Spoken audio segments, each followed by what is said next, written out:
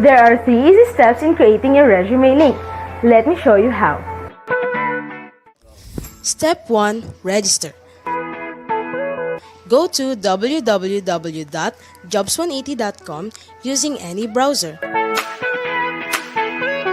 and click Register Now. Fill out all the information needed. In choosing your resume link, use your full name so that it looks professional and it's easy to recall by potential employers.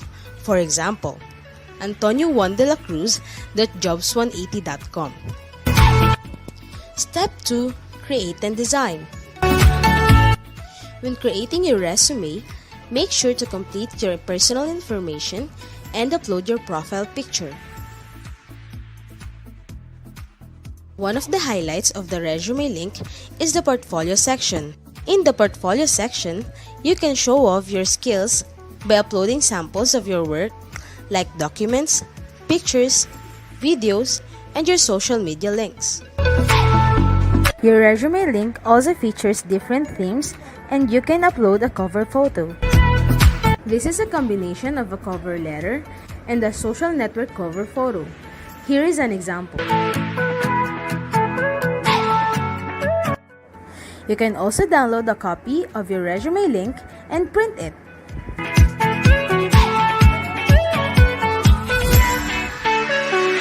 Step 3. Apply for a job.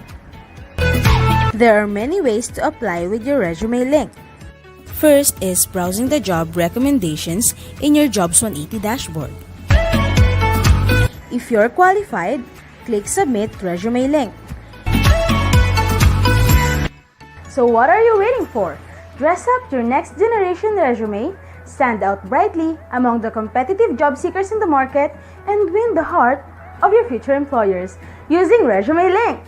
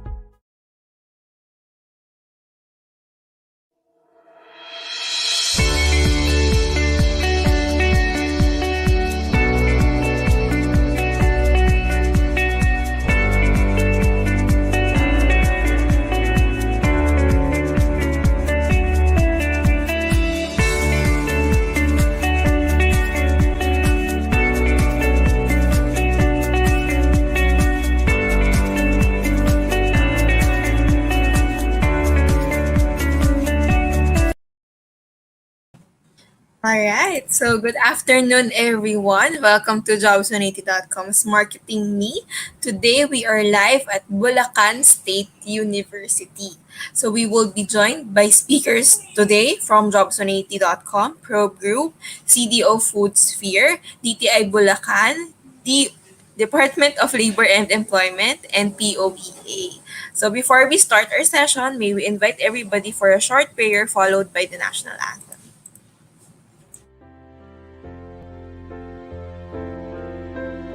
Dear Lord, we praise and worship you today.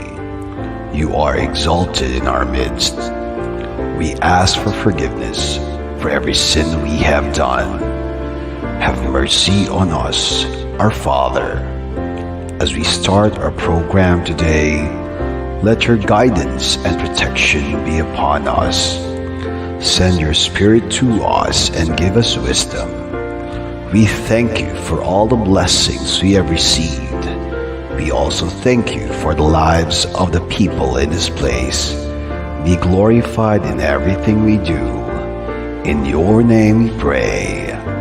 Amen.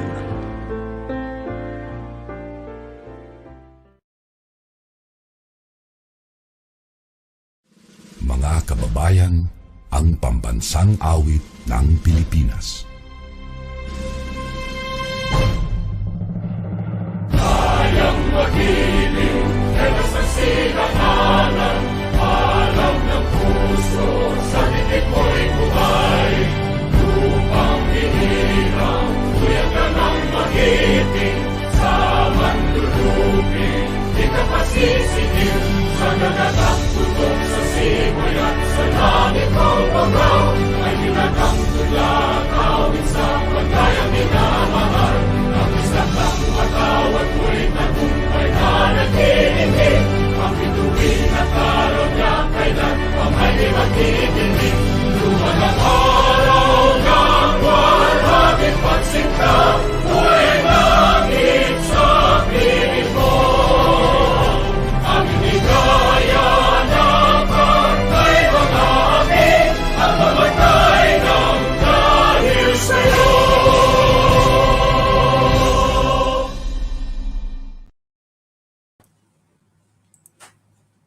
Alright. So, good afternoon, guys. So, nag-lunch na ba kayo? I'm Shari from Academic Linkages, and joining me today is my teammate Joyce. So, you'll meet her later. We hope that you're excited to start. So, to officially begin, we'd like to call on Associate Professor Joseph Roy Celestino, Vice Chancellor for Student Affairs, for opening remarks.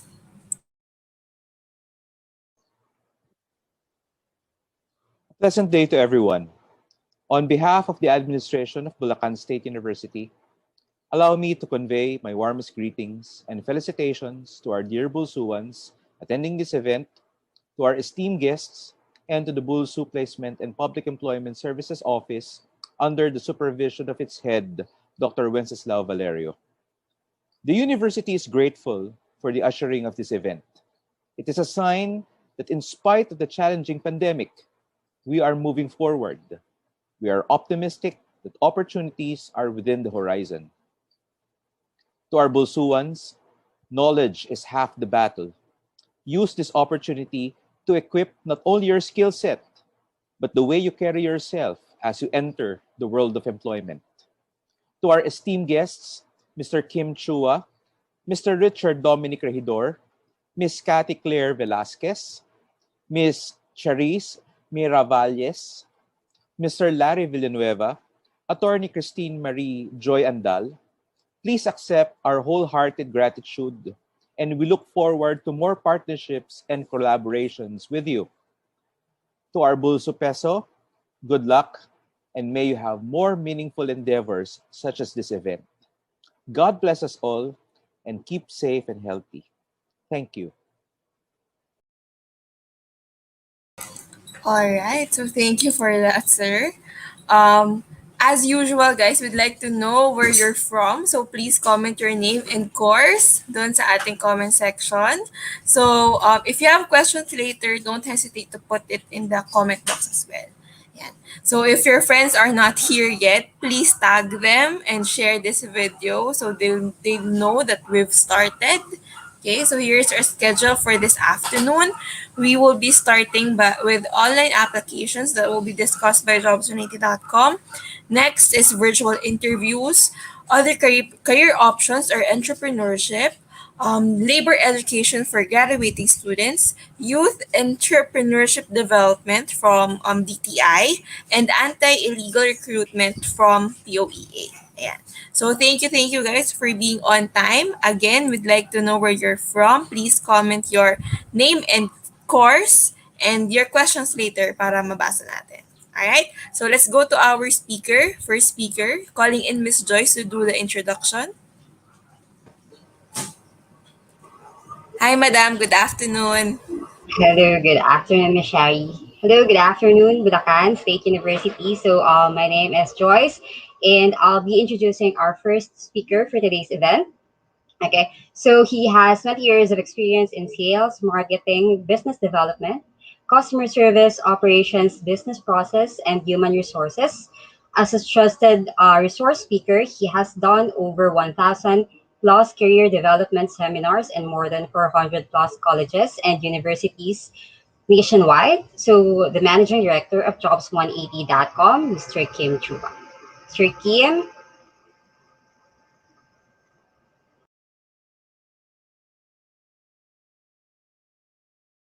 everyone. Allow me to share to you how to make a job-winning resume. Yan. A lot of you are now looking for a job and exploring for the next chapter in your life. I hope that this session will be able to help you. No, not only you, but the people that you know that needs help in terms of how to make a job-winning resume. Yan. So yan na tinatawag nating resume link. A lot of platforms right now, mga online platforms are being offered left and right. But for you to know paano to magiging job-winning tool or job-winning resume to, meron akong checklist. So go with me, no, with all these checklists. Your checklist should include the following. Number one, kailangan mag-stand out ka. When you look for a job, you have to be able to stand out. Because if you're not going to be able to stand out, then I think you'll just be part of the crowd. You'll be one of the next applicant na wala lang, na hindi mo mapapansin. Another thing that should be in your checklist is that you should only have one file. Hindi dapat maraming files na iba-iba sinesend sa mga companies. Mas maganda, isang file lang para pag sinend mo, lahat ng details mo nandoon na. Another thing in your checklist is that it should make the process more efficient. Ibig sabihin, mas mabilis mag-submit, mas mabilis makita ng HR, at mas mabilis kayo makontak for possible next steps na or possible job offer na. Now, another thing in my checklist is that dapat tipid ito, wala tong gastos. The tool that I will show you today, wala itong gastos. Libre po ito. At higit sa lahat, itong pinaka-importante sa lahat. This should be in your checklist. The tool should be secured. Okay? More than anything, importante talaga ang data. Pero ang data ninyo, dapat yung protectionan. And using this tool, this is the most secured resume kung tawagin. Bakit siya tinawag na most secured resume? Let me go through the next slides na. Okay? Ito ang tinatawag na resume link. Okay? A personalized URL for anyone can open online anytime. I will use an example para makarelate kayo. If you are John Santos, ang link mo or resume link mo pwede maging johnsantos.jobs180.com. Ganun lang kasimple. At yan na po ang resume link nyo. So how do you make one? Go with me through the 3 simple steps. First step is you have to register. Absolutely, wala tong bayad. Libre po ito. How do you register? You go to the website of jobs180.com. That's www.jobs180.com at dun ka mag-register on the upper right side of your screen. Now, as you do that, you have to put the basic information. Okay? So, alam nyo na ano mga information yan. Hindi ko na isa-isahin. Babawasan nyo naman at alam nyo naman ano dapat ilagay. Now, as you create your account, you have to use a valid email. Okay? Now, before we go to the email, paalala ko lang, sa mga nag-isip sa inyo, paano kung hindi ako si John Santos, ano gagawin kong resume link? O yan, baka nag-isip kayo eh. So, if ever lang, mayroon kang kapangalan, okay, just so happen na may ibang John Santos na nauna sa inyo, ano mangyayari? Magkakaroon doon na red na box, sasabihin niya, this name has already been taken. Huwag kayong malungkot, pag taken na, okay lang, just be creative. Pwede mo gawin, baliktarin mo. Gawin mo santosjohn.jobs180.com o kaya J Santos o kaya Santos J o kaya JS o kaya SJ. Depende kung ano gusto mo gawin. Basta importante, wala kang kapangalan. Okay? Wala kang kapareho. Now, when you do this, huwag kayong OA. Do not create yung mga ganong klaseng over-creative na mga resume link because it doesn't look professional. Imagine submitting to a company with your resume link that says eljablo.jobs180.com. Hindi yan mukhang professional. Okay? Now, when you register, please use a valid email. Ito yung emphasis ko lang sa pag-create nyo ng account na dapat gamitin yung email, yung nabubuksan yung email, kagaya ng Gmail, Yahoo, or any email na nabubuksan nyo. Do not create, example lang yung mga email na kagaya ng ganito, patricia@facebook.com na email. Huwag kang gagamit ng joseph@facebook.com na email to register. In short, huwag mong gagamitin yung @facebook.com na email. Because if you use @facebook.com na email, you will no longer be able to receive notification being sent to you by the companies as well as jobs180.com. Importante po na nabubuksan nyo yung email nyo kasi kailangan mo i-verify yung account mo. Okay? It is very important that you verify your account as a proof na ikaw nag-register at pangalawa, para ikaw yung makapag-apply. If you don't do this, if you don't verify, walang mangyayari sa account nyo. Okay? So sayang lang. So you have to verify to finish the first step. Okay? How do you verify? Just open your email, look for the link, click mo yung verify, you're done with the first step. Okay? Tapos na yung first step. Ano yung first step? Register. Wala tong bayad. Let's go to the second step. Ang second step, ang pinaka-logical sa lahat. Kailangan kumpletong detalye nyo. So how do you do that? You go back again to your account by going to the website of jobs180.com. This time, hindi mo kailangan mag-register. Ang gagawin mo, mag-login. Pag login mo, lagay mo dito yung email nyo or resume link nyo, kayo lang may alam yan, at lalo na yung password nyo na kayo lang talaga may alam yan. So when you do that, you now go inside your account. Pag nasa loob na kayo ng account nyo, ano gagawin nyo? Mabilis na lang ito. Fill in the blanks. Okay? Now, I don't have to go through all the information here because definitely, alam mo naman pag sinabi ditong name, malamang pangalan nyo. Pag nakalagay dito address, malamang address nyo. Diba? So you put all the information ninyo dito. Okay, lagay nyo.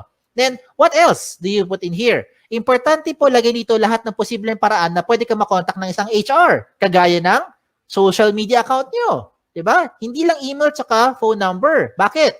Most of the time, ano nangyayari? Okay, let me tell you. Marami sa inyo nilalagay nyo phone number nyo. Pero pag tinatawagan kayo ng HR, hindi nyo sinasagot, lalo na pag hindi mo kilala. Hala, sino kaya ito? Hindi mo sasagutin. Diba? Kasi takot kayo, baka nagsascam or whoever yung tumatawag. So, ano mangyayari sa mga HR? Mag-i-email kami ngayon sa inyo. But you don't open email more often than you open your social media account. So, I recommend lahat ng posibleng paraan na pwede ka makontak na isang HR, ilagay mo dito. Kagaya ng mga Facebook nyo or Twitter nyo para mabilis tayo makapag-PM. Private message, makapag-invite for the next step. Okay? What else do you put here? You also put here your work options, yung mga work experience nyo. Pagdating po sa work options, you can see on the screen, you have 4 options na pwede nyo pagpilian. Parang switch lang yan. Yes, no switch, on, off switch. So you can choose here, example, looking for OJT, lagay mo yes if you're looking for OJT right now. And later on, pag hindi na, turn it off. Hindi lagay mo na no. Diba? So depende yan kung anong mas trip nyo or anong mas pasok dun sa hinahanap nyo right now. What the system will do is it will try to match you with companies who are also looking for the same profile with what you have. Yan yung kagandahan ng tool natin. Hindi mo kailangan mag-door-to-door para mag-submit ng resume link ninyo. Okay? What else do you put here? You put here your school under education. Even later on, okay, pagka-graduate nyo, you can also put here your schools. Yung mga nag-take pa kayo ng further studies, pwede mo rin ilagay dito. Okay, so walang limit sa space yan. Pagdating ko sa seminars attended, ganun din. Kahit gano'ng karami, pwede nyo ilagay dito. Kahit magkopyahan pa kayo. Just make sure lang alam mo yung seminar na yon. Kaya baka matanong ka sa interview. Pagdating po sa certification, ganun din. Put all the certification programs that you've had, you put it here. Okay? When it comes to the achievement, do not limit your achievement only inside the school. Hindi lahat na nakikinig ngayon ay Dean's Lister. Hindi kayo lahat dito ay honor student. Diba? Ayan, nag-agree marami sa inyo. So, hindi lang po ang achievement nakabase sa academic excellence. Some of you are student leaders. So, if you're active sa school, you also put it here kung ano yung mga pinagkakabalahan nyo. And hindi lang sa loob ng school, even outside the school. If you're active in your barangay, halimbawa, isa kang tanod, ilagay mo dyan. Diba? Yan yung mga achievement ninyo.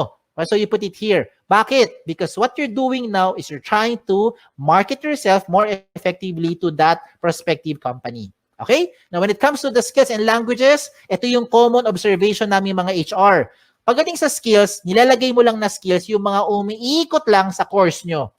Hindi porkat communication arts ang course mo, com arts lang ang skills na alam mo. Hindi porkat engineering ang course mo, ang alam mo lang na skill ay pang-engineering. Hindi porkat tourism or HRM ang course mo, ang alam mo lang na skill ay pang-tourism at pang-HRM. Maybe some of you are into multimedia, into photography, into videography, into something else, arts, crafts, whatever. Lahat ng yan, skills nyo yan. Remember, what you're doing here is you're marketing yourself more effectively. Kaya kung ako sa inyo, ilagay mo dito lahat ng skills na alam ninyo. Pagdating po sa languages, ganun din. Huwag mong ilimit yan sa 2 lengguwahe lang. Because I'm sure alam nyo na yung 2. Kung 2 lang talaga alam nyo, din 2 lang. Ano tong 2 to? English and Tagalog or Filipino. Okay? Now, if you know other local dialect, Bisaya, Kapampangan, Sabacano, Ilonggo, you can also put it here. If you know foreign languages, German, French, Chinese, Japanese, diba, Korean, pwede mo ilagay dyan. Okay? Walang limit sa space yan. When it comes to the references, sigurado ko yung mga references nyo, kilala nyo. Ang malaking tanong dito kayo ba'y kilala nila? Sana oo, di ba? Kasi madalas pag tumatawag kami sa mga references nyo, hindi kayo maalala. So please tell them, ginawa nyo silang reference para at least they know what to tell about you. Okay?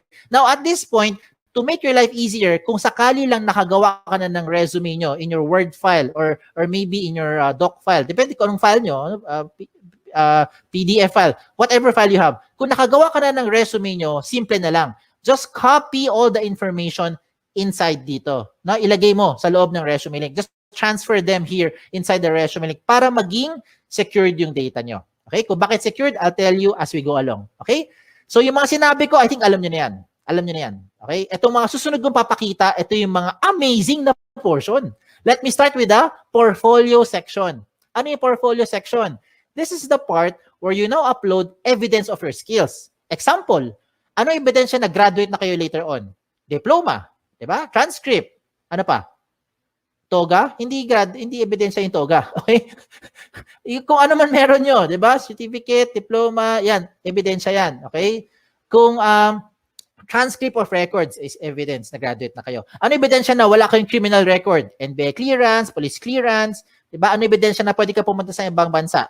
Passport, visa, lahat ng mga sinasabi mong mga skills mo or yung mga what you're claiming that you know, you can now support them here sa portfolio section by showing those documents. Diba? Anong ebidensya na ikaw ay healthy? Meron kang medical clearance. Anong ebidensya na pwede ka mag-drive ng sasakyan? Meron kang driver's license. O, diba? So gets nyo na yung sinasabi ko. Ang point ko lang is you can now put the things here to support yung claim nyo of your skills. Now, you're starting to think, Sir, kung pare-pareho naman kaming graduate sa school namin, pare-pareho kami magkakaklase, same yung course namin, same yung school, same yung teachers, same yung curriculum, pare-pareho lang naman kami lahat, walang experience sa trabaho, how will we stand out? Ayan, di ba? Okay, ito ngayon yung isang magandang recommendation ko sa inyo on how you now stand out. You get your smartphones.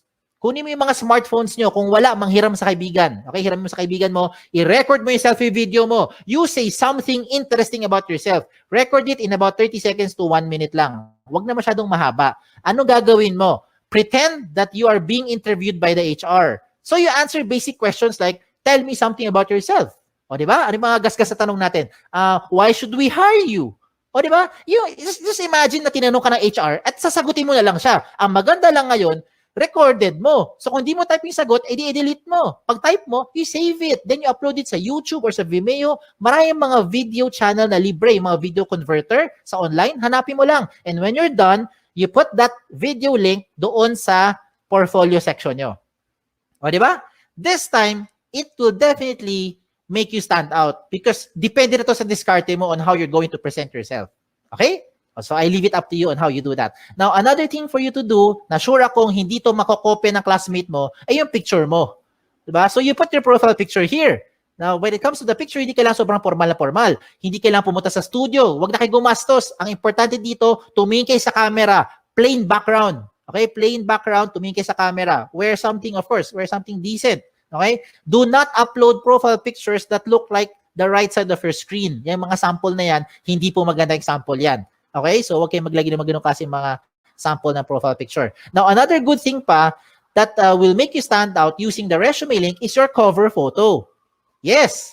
A picture paints 1,000 words. Yan ang kasabihan na very, very applicable dito. A lot of you who are listening today, hindi kayo gifted with writing skills. Hirap kayo i-express ang inyong feelings at inyong thoughts into words. Hindi mo ma-type, hindi mo ma-sulat. Tama? Hirap tayo eh. Bakit? Hindi natural sa atin yan. Pero pagdating sa picture, kaya mo i-express yung inyong personality. Look at the examples I'm showing you. Look at the one on the left. Ano siya? Isa siyang ophthalmologist or optometrist. Sabi naman ng iba, eye expert. Di ba? Yung sa kanan, ano siya? Sabi ng iba, sir, parang IT. Sir, techie siguro kasi maraming gadget, pati stapler, gadget niya. Diba? Halimbawa, o sabi ng iba naman, sir, parang makalat. O depende na kung how you are going to interpret it. But now, the way I see it, itong taong to, multitasker. Okay? Another good example I'm showing you is this one. Someone from psychology, someone from neurologies, or maybe someone who knows left and right. Ganun lang kasimple. No? So, depende yan how you're going to express yourself. Okay? Another good example pa, itong person na to, ang gusto niya sabihin, there's no shortcut to success. You will be able to reach your goal by taking one step at a time. O, di ba? So, I'm showing you good examples. Hindi yan member na akit bahay gang. Hindi rin po yan social climber, in case that's what you're thinking. So, kung nagpakita ko ng magaganda example, I will also show you yung mga hindi magandang example para wag niyong gagayahin.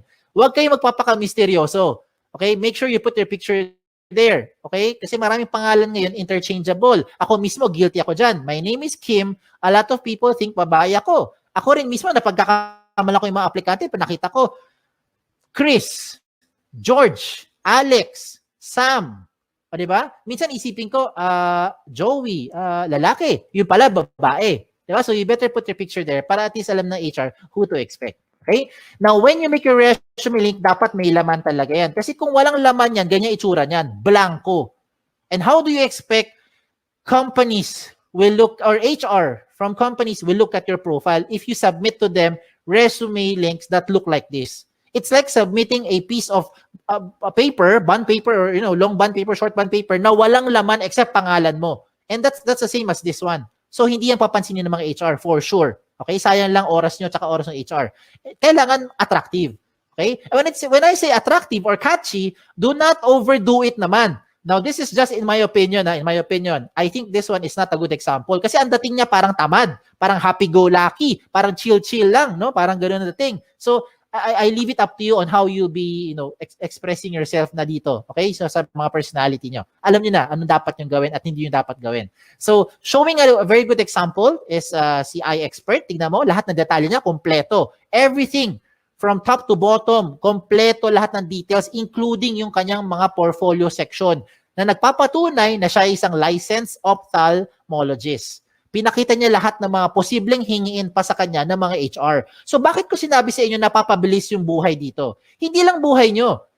Pati buhay din ng HR napapabilis. Because once you submit all this information to that company, when the HR opens your resume link and sees everything about you, dalawa lang ang pwedeng mangyari niyan.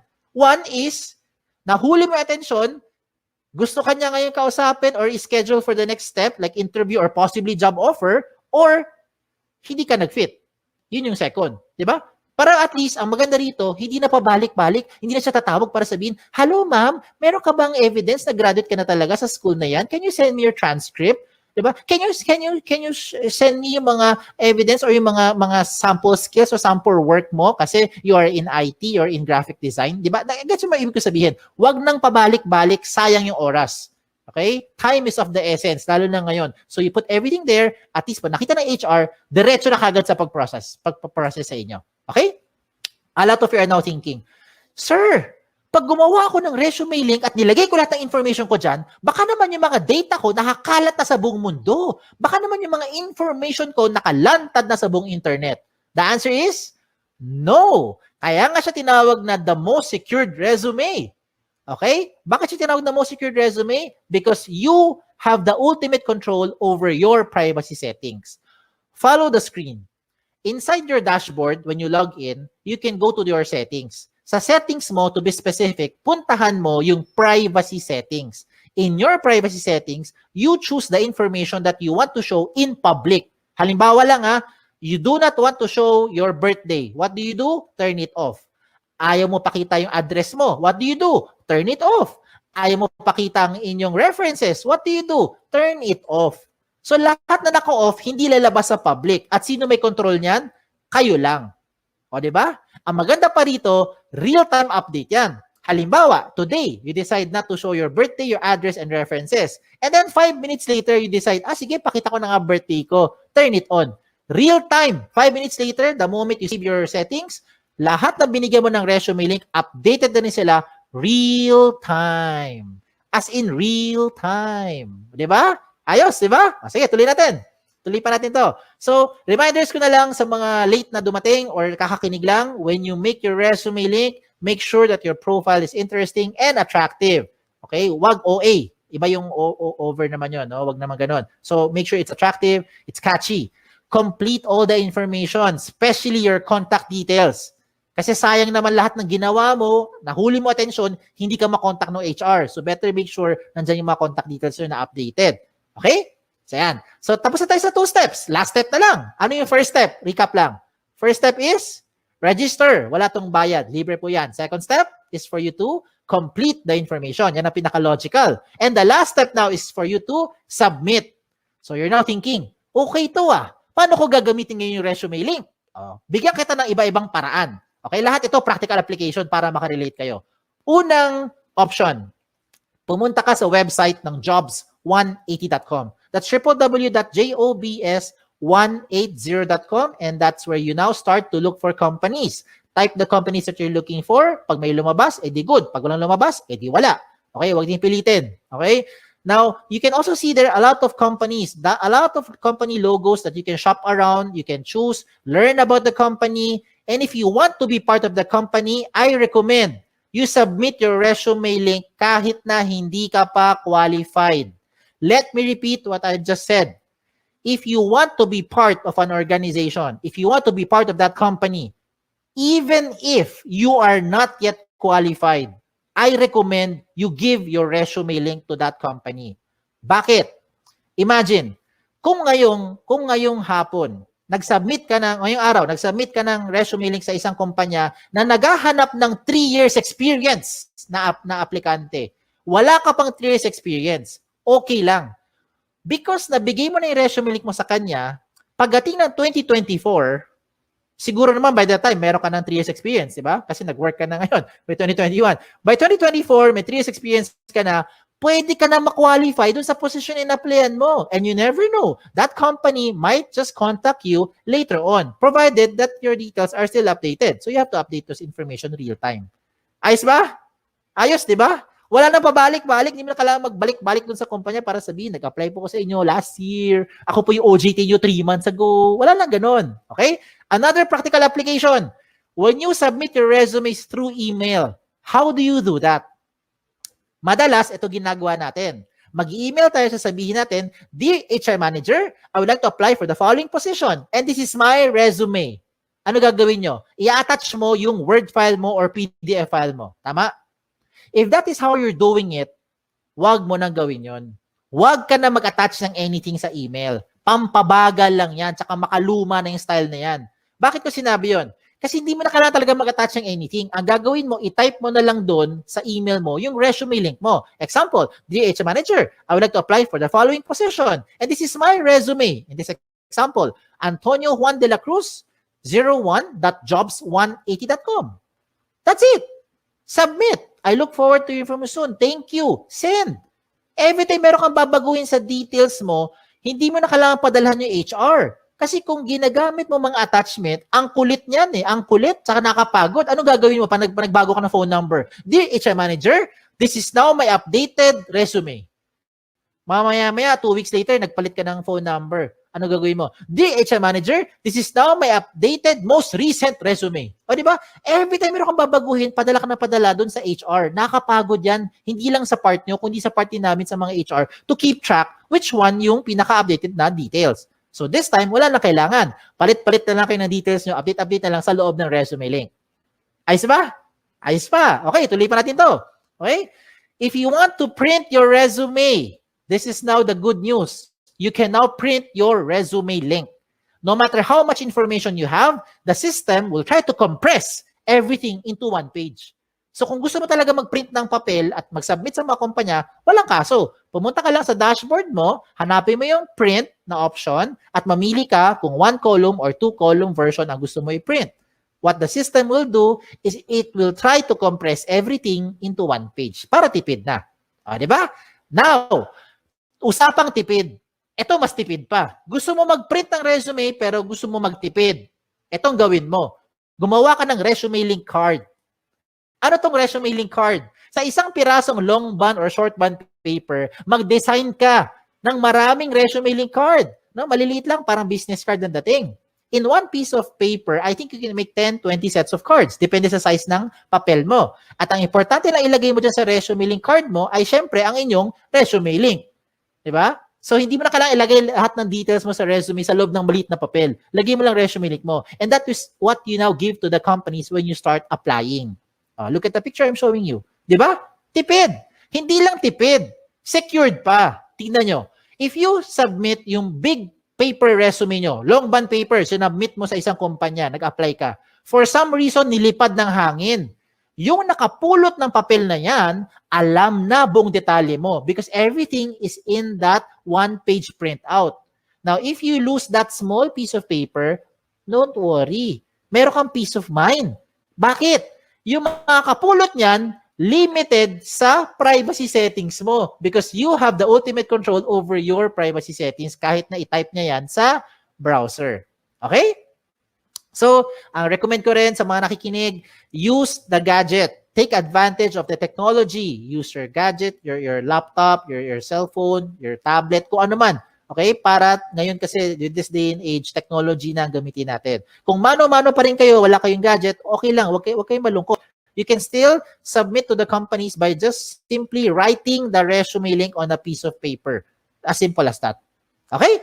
So, again, sa mga nagtatanong, ano yung mga guidelines ko para makagawa ako ng job-winning resume?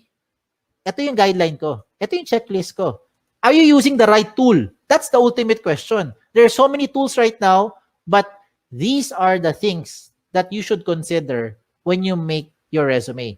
And that is the resume link. It already addresses the following. Number 1, security ng information mo. I hope by this time, you have peace of mind. Ito na ang pinaka-secured na information because you have the ultimate control over your privacy setting. Pangalawa, the speed of hire becomes faster. It becomes more efficient because whatever you need, whatever the HR needs, you can already put it inside the resume link. Another thing is that it's flexible. If you want to print, just in case lang gusto mo talaga mag-print ng resume nyo, you have the option to print it. And you don't have to worry about saan ko sinave yung file na yan, saan ko tinago, wala nang ganun. Just log into your account and print. Mamili ka lang kung 1 column or 2 column version. At higit sa lahat, wala po itong bayad. Tipid po ito. Walang bayad. Okay? Ang kailangan mo lang, of course, internet. Sa mga nag-iisip sa inyo, sir, kailangan ko ng pan-data. Pwede ka naman makakonect sa internet na walang data eh. Punta ka sa libreng wifi. Di ba? Baka yung kapitbahay nyo may libreng wifi. O, makagamit ka muna. Later on, pag may trabaho ka na, may sweldo na, bayaran mo yung wifi niya. O, di ba? Bawi-bawi lang yan. No? Give and take. And there are a lot more benefits to just what I've mentioned. Marami pang iba. You can share your resume link to whatever platform you want to share it to. Gusto mo i-text? Gusto mo siya i-private message? Gusto mo i-send via Viber? Kayo bahala. Pwede mo i-share. Basta kayo may control. Ganun lang kasimple. No? Kung hindi mo ito binigay sa kahit kanino, hindi malalaman to nung taong yon. And you don't have to save it to whatever USBs or hard drive. No need na. Wala rin tong mga tipong version na kailangan pa mag-compatible. Walang ganun. Lahat ito compatible. Pwede lahat. Okay? So, shout out na lang ako. Shout out to all our school partners. By the grace of God, right now, we have about 400 plus colleges and university partners nationwide, including your alma mater. So, thank you. We're very thankful for this opportunity that we're able to do this kahit tayo nasa loob ng bahay, kahit kayo ay nasa loob ng bahay. So, hindi tayo physically nagpe-present, pero nakakatulong pa rin tayo. Especially if you have friends or relatives whom you think would need this tool, please share this to them. Okay? Sa mga nagtatanong naman ng mga frequently asked questions, sasagutin ko na. Ito kasi yung mga common questions na kadalasan tinatanong sa akin. Ang tanong, can I give my resume link to companies who do not know about jobs180.com? The answer is absolutely yes. It depends kung sino ang bibigyan mo. Ikaw may ultimate control niyan. Okay? Pangalawang question, is this the same as other job platform like LinkedIn, JobStreet, iba pang mga job site? The answer is no. Meron tong dalawang major difference. Yes. Lalo na pagdating sa security. Okay. Of course, explain lang ako Okay. With respect to the other sites that I've mentioned, let me just use JobStreet as an example para lang mas makarelate, no? Para makarelate. You can only use JobStreet resume if you're applying to companies who are also using JobStreet. If you're applying to a company who is not using JobStreet, you cannot use your JobStreet resume anymore. With your resume link, you can use this to any type of company, any platform, wherever they are. Kahit sa loob ng Pilipinas or sa labas ng Pilipinas, pwede mong applyan. Kahit hindi niya alam ang Jobs on 80, basta alam niya ang resume link mo, pwede niya mabuksan ang profile at makita according to your settings. That's the first difference. Pangalawang difference, kung nabigay mo na, kung na-submit mo na ang job street resume mo sa isang company, wala ka nang pwedeng baguhin. Lahat ng data mo nandun na yan sa HR. Yes. Hindi na magbabago yan real time. With your resume link, na-submit mo today, mali pala number mo, na-submit mo today, mali pala yung spelling mo, you can always edit it. Enter, save it. Real-time update. Lahat ng binigyan mo ng resume link, updated real-time. Ayos? Okay, tuloy tayo sa number 3 question. Number 3 question is the easiest question.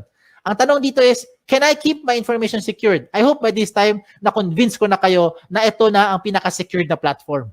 Okay? That's the reason why I'm sharing this to you. Okay? Number 4, I think this is the most important question. How often should you update your resume link? Ang sagot dito, hindi araw-araw, hindi linggo-linggo, hindi buwan-buwan, hindi taon-taon. Ang sagot dito ay every time. Every time na meron kayong babaguhin, lalo na ang contact details nyo. Yan ang importante. You have to update your contact details every time na meron kayong papalitan doon. Kasi yan yung paraan para makontak kayo ng mga companies.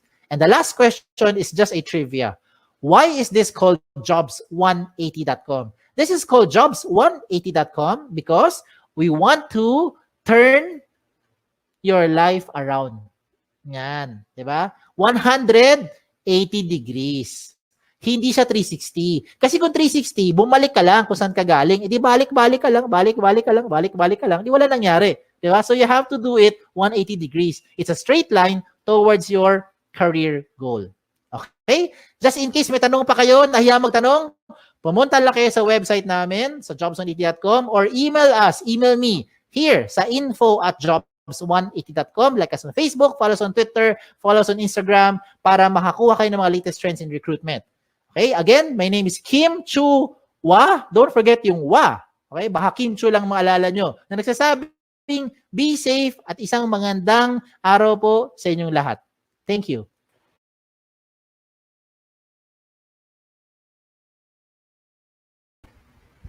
Alright, so thank you for that, Sir Kim. Ayan.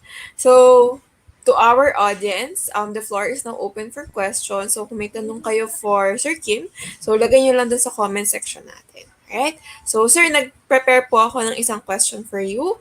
So, question, Sir, bakit po kailangan isama or bakit kailangan ayusin yung Facebook profile? Ano po bang importance noon? Okay, thank you for the question, Ma'am Shari. Well, the assumption right now is a lot of times, yung mga HR, we do our own background checking na rin. No? Hanggat maaari, mabilis na mag-check eh. Dati nga, may kasabihan, you can fake it till you make it. Yan yung dati, no? Walang mga social media. So, ngayon, hindi mangyayari yan. Kasi once you type the person's name or try to search for it, marami na mga related connect na yan, no, about the person. So, lalo na yung Facebook, if ever lang you're using Facebook as a way for the HR to contact you, to communicate with you, para mas mabilis mag-PM kayo, di ba, with that, linisin natin in the sense that show yung professional side of it doon sa inyong Facebook, no? I'm not saying naman na you make a fake image. I'm not saying that, no? You don't falsify yung image natin to applicants, but more of linisin lang natin yung mga things that hindi magandang reflection. So example, give a scenario. Let's say nag-inuman tayo, 'di ba? With mga barkada halimbawa, tapos may mga pictures doon minsan kung hindi niyo na alam kung ba't may picture na ganun. O yan, yun yung mga problema. So when the HR sometimes interviews you and ask you questions like what do you do on a typical weekend, tapos sasabihin mo, hindi po ako umiinom eh. 'Di ba? Hindi po ako nagbabarkada eh. So doon pa lang magkakaalaman na 'yan. So these are sometimes little things that reflects on the personality ng person. 'Di ba? Tandaan nyo, lagi sinasabi, action speaks louder than words. 'Di ba? Meron pang pahabol diyan. Attitude speaks louder than action. So minsan yung ganong images, pictures, may sinasabi ko kanina, a picture paints 1,000 words. So hindi mo kailangan mag-explain, 'di ba? Hindi mo kailangan magsalita. Tignan mo lang isang picture, alam mo kaagad 'di ba? You can draw some conclusions, no, doon sa nakikita mo. So yan yung sagot ko sa tanong ni Ma'am Shari, no? Bakit dapat linisin ang profile lalo na ang social media account ninyo? Okay? Ayan. All right. So thank you for that, sir. Thank you again for gracing us this afternoon with your talk po. Thank you, sir. Thank you. Thank you, All right. B1. Calling in Miss Joyce to introduce the next speaker. Sorry. So, sir, we have a certificate here coming from BulSU Peso office. So, this certificate of appreciation is awarded to Sir Kim Chua for imparting his valuable insights and knowledge during the BulSU Peso webinar for graduating students in partnership with jobsunity.com, DTI Bulacan, POEA, and Provincial Peso Bulacan with the title Marketing Me, live at Bulacan State University, given this 25th day of June 2021, signed by Dr. Valerio, Miss Maria Adora Tigno, Campus Director and Student Welfare Development, and Associate Prof.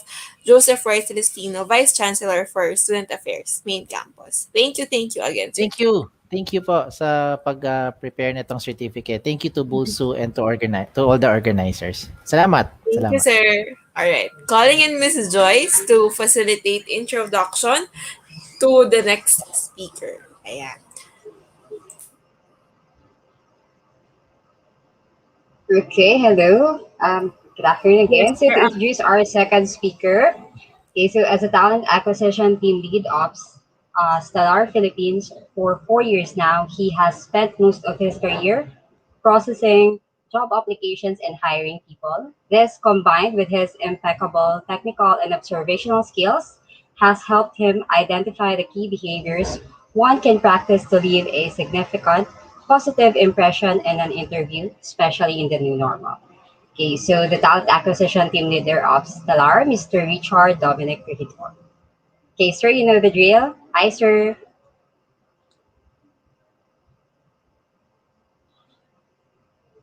Do we have Sir Rich on our backstage?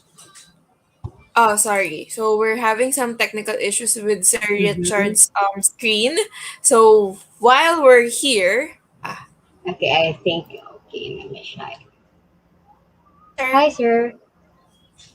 Hi, good afternoon. everything okay na po? Yan. Yes, All right. everything's All right, good. sir.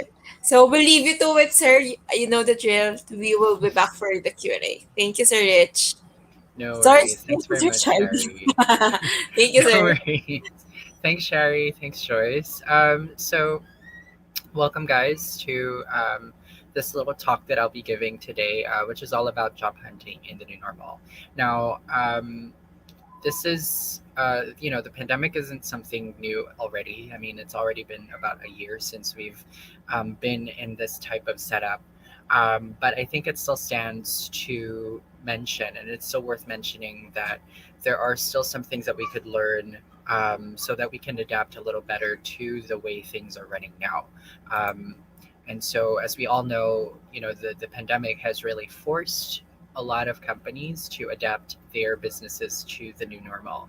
And for us here at Probe Group, this means changing the way that we recruit, changing the way that we find the right people to work with us. So we're now using virtual means of selecting the right candidates for our open job opportunities.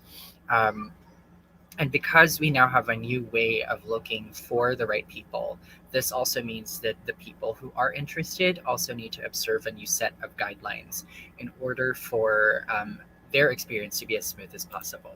So here are some, of course, some guidelines or some what I would call virtual recruitment etiquette, that I would recommend that you guys observe when you apply for a job at Probe or even with any other company. First is definitely be tech ready, where possible. The reason for this is because your application will now most likely be processed online. And so if we have no internet, if we have no computer, or if we can't even take a video call, it becomes very difficult to to process your application, to move you from one step of the recruitment process to another. So, as much as possible, try to make sure that you can secure a stable internet connection, whether it's wired or wireless. Just make sure that it is stable. I think the standard right now is to have at least 10 megabits per second of internet connection. Two is to have a computer, if not a desktop, prefer then a laptop, simply because you will still need to go through a lot of recruitment processes that will probably require you to be in front of a computer. And I know that there are some, opportunities out there that will provide you the equipment, but prior to that, you may still need equipment of your own so that you can go through the selection process that they have. And lastly, of course, make sure that you are able to take video calls. The good thing about this particular thing is that a lot of our phones nowadays, smartphones, have the opportunity to take video calls. You just have to download the right app so that you can take those video calls. Some companies use Zoom, some companies use Google, and some companies even use Viber. So just make sure to ask the company you're applying with what apps or programs you might need to download on your phone in order to make that happen. Additionally, part of going through virtual recruitment is making sure that you're placing correct information where possible. For one, this helps the recruiters get in touch with you. This helps companies get in touch with you. If we provide, let's say, like when we fill out our application forms here at Jobs 180, and you're providing the wrong information or you're providing outdated information, then the companies that you've applied to here at Jobs 180, it's going to be very difficult for them to call you up and schedule you for an interview. And so, yeah, just make sure to add the correct information where possible, and make sure that you can be reachable, especially during office hours. For the most part, many companies will provide you with their office hours in terms of recruitment. So take a look at their website. If it's not available on their website, try to ask. Get in touch with them, maybe through their Facebook page, maybe through their contact us page, or send them an email and ask what the recruitment hours are, so that you can be prepared and you can check your phone's ability to receive calls and text messages. Check your emails within that time frame. And additionally, make sure that you set your phone to be on sound mode on, instead of vibrate mode or on silent, so that you can really hear notifications coming from your phone, right? Um, I do want to emphasize how many times we've had um, many applicants miss out on opportunities because they were not able to, attend to the phone calls that we would make, or to the text messages or emails that we would send them. So make sure that you can be reached. And whenever you do get in touch with recruitment, or whenever you do get in touch with a company, like you're going through an interview, or you're answering maybe a test requiring you to speak to a microphone, make sure that you minimize noise levels as much as possible. So if you're living with a group of people, like maybe you're living with your family, try to tell them that you have a scheduled interview or that you're going through an assessment, and ask them to keep their voice volume levels down. It's really important so that the recruitment team or the company can really make out what you're saying, and it'll be easier for them to understand what you're saying without the distractions, the background noise. So make sure that that happens. If that's not possible, try to secure a room or a spot in your home where the noise levels aren't that high.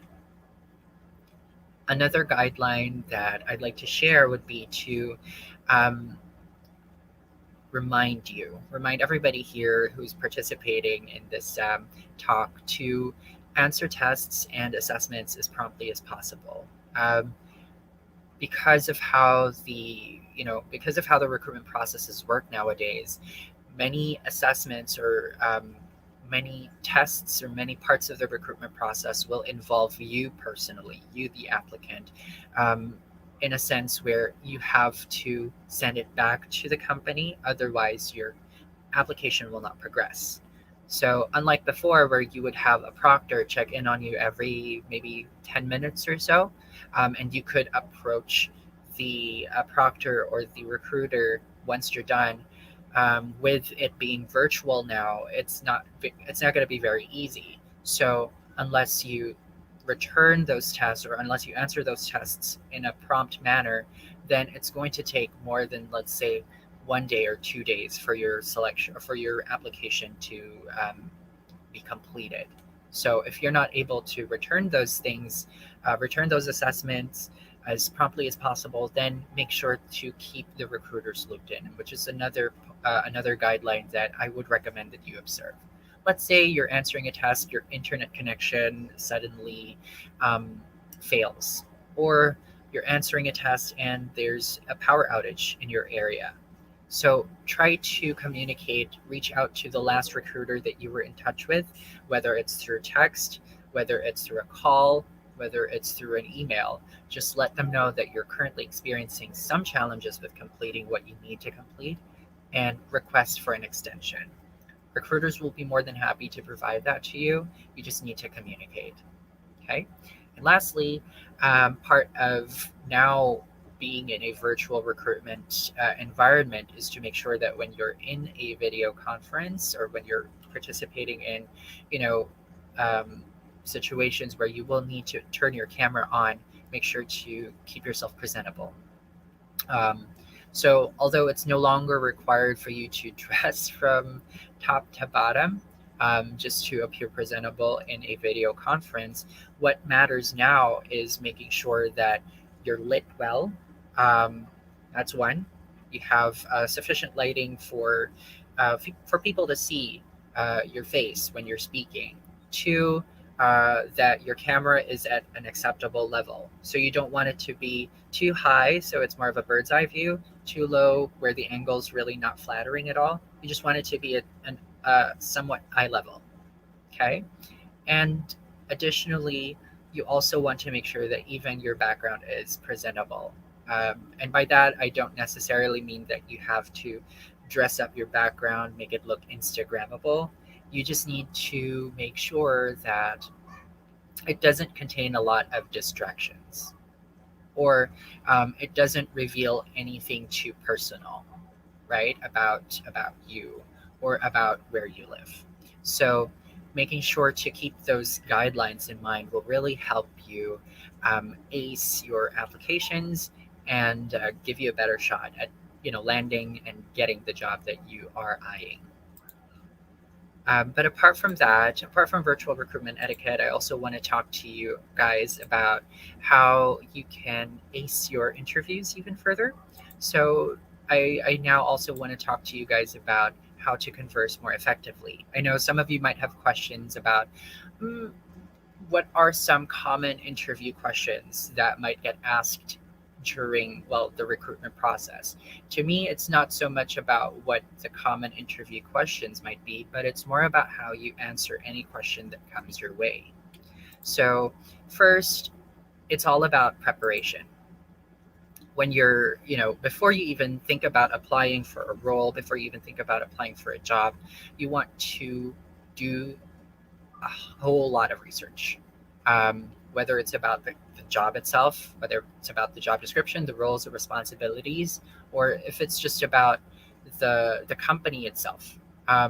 Knowing what you're getting into will really help you understand whether, okay, is this the right job for me? But also it helps you understand whether it's the right company for you based on your values, based on what you believe in. Also, it will help you understand what are the possible application steps that I will probably have to go through, right? So let's say, for example, you're applying to be a doctor, just as an example. There's probably going to be some sort of demonstration or some sort of presentation of your skills. And it's going to be very different from, say, when you're applying to become, I don't know, a teacher. Well, yes, there is going to be a demonstration of skills there. the skills that you will be needing to present are going to be different from, say, applying to be a doctor or resident at a hospital.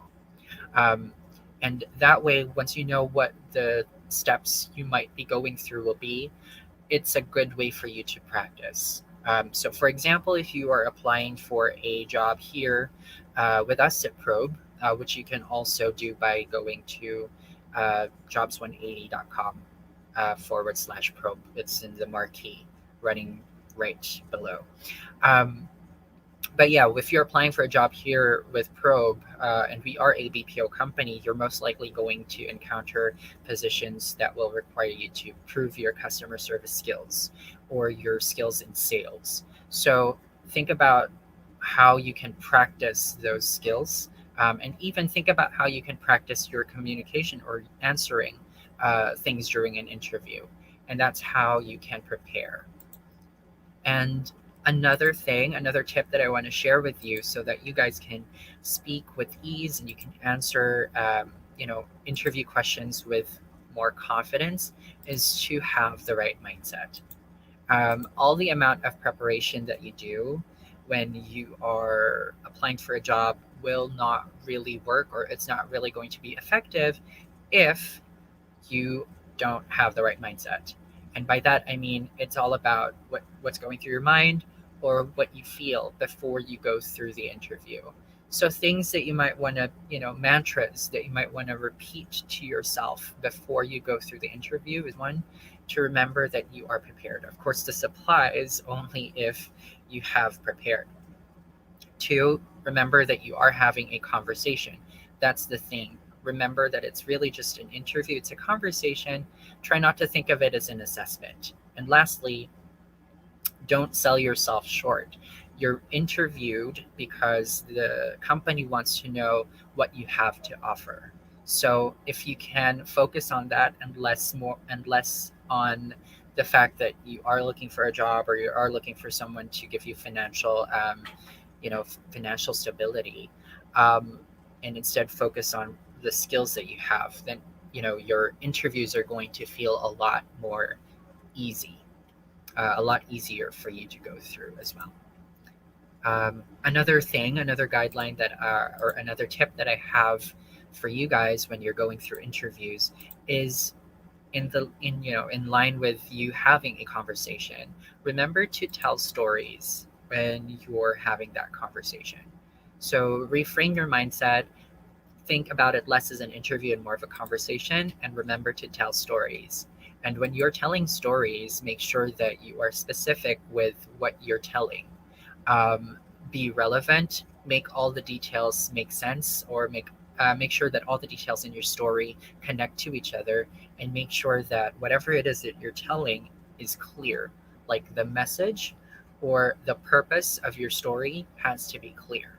You don't want to fill or pepper your conversation, or at least your response to one question, with 5 possible tangents, so to speak. The last tip that I will have for you guys when it comes to speaking clearly and being ready and being prepared to answer any interview question that might get thrown your way is to remember to be fearless.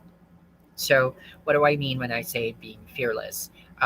It's not about being confident. It's not about being overconfident, because you can still be confident and still be nervous. And you also don't want to be too overconfident, because that can also make you feel more complacent, and you're not going to feel prepared, and you might even forget everything that you have done beforehand to prepare for the interview. You also don't want to be too fearful or too nervous, because that can cause you to stall. That can cause you to have a mental blackout, so to speak. So when you're fearless, it's all about kind of like managing your nerves to be at just like a balanced level. And some of the mantras that can really help you with that is to remember that the interview is really about the job, not you per se. So what do I mean by that? Of course, they're going to look at your skill sets, right?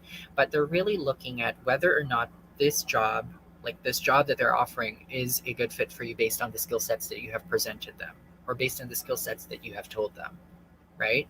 So if you're telling them that, your skill sets lie more on customer service, they probably would not offer you the role of technical support representative, right? Or if you're telling them that you're more comfortable in customer service, they would not offer you a job for sales. They would look for a customer service role for you if that's available. Another mantra would be to remember that everybody makes mistakes. It's all about how you play off those mistakes. If you're too focused on the mistakes that you made, they're going to be even more obvious. Um, and lastly, just remember to be the best version of yourself. Put your best foot forward and highlight those things that make you the best version of you instead of trying to justify the areas that you need to work on, right? So I hope these quick tips and hope these quick reminders can really help you guys answer any um, interview question that comes your way. And I hope that by, you know, also bearing in mind the virtual recruitment guidelines or the etiquette when going through virtual recruitment, that will help you as well with acing your jobs. So if you are interested in applying for a job here at Probe Group, feel free to log on to www.jobs180.com/probe and send in your application through there. Thank you very much, so, for listening. Thank you for that, Sir Charlie. All right. So, questions, guys. We are open for questions, but I prepared one for you, sir. So, may we know what it's like working with multinational companies like Pro Group? What are the advantages and disadvantages, if any? Mm. That's a good question. What's nice about working in a multinational group is that you get exposed to a lot of different cultures, people from different cultures, which means that you kind of develop your ability to um, handle different personalities. Um, and that's, I think, one of the biggest advantages. And you kind of feel more cultured that way. Perhaps one of the drawbacks to working in a multinational group is the speed at which they make changes. It's not for everybody. So if you're the type of person who prefers a more stable work environment, where probably the the the next update will happen 10 years from now, um, or the next change to like a process, or like the next memo will appear like 5 months from now. Um, Working in a multinational company would probably not be your pace. All right. Thank you for that, sir. Thank you for sharing, Sir Charlie. So, on behalf, sir, of BulSU, we'd like to present this certificate of appreciation. So we have here, we award this certificate of appreciation to Sir Richard Dominic Regidor for imparting his valuable insights and knowledge during the BulSU Peso webinar for graduating students in partnership with Jobs180.com, DTI Bulacan, POEA, and Provincial Peso Bulacan with the title Marketing Me Live at Bulacan State University, given this 25th day of June 2021, signed by Dr. Wenceslao Valerio, head of BulSU Peso, Miss Maria Adora Tigno, RGC Campus Director for Student Welfare and Development, and Associate Prof. Joseph Roy Celestino, Vice Chancellor for the Student Affairs Main Campus. Thank you, Sir Richard. No Thank you, worries, I'll sir. have this Thank frame. you. Thank you, sir. Have a great day. Stay safe po. Alright. To call in to introduce our next speaker, we'd like to call in Miss Joyce. Hello. Joyce? Yeah. Okay. So to introduce our third speaker for today, we have here Miss Kathy Pierre Velasquez, the recruitment supervisor of CDO Food Sphere. So Miss Kathy is a graduate of behavioral sciences from UP Manila. She's been with CDO Food Sphere Incorporated for almost 4 years now, and currently she is the supervisor in HR recruitment. Hi, Miss Kathy. Hello, good afternoon. Can we test sharing your screen, ma'am? Sure. Okay.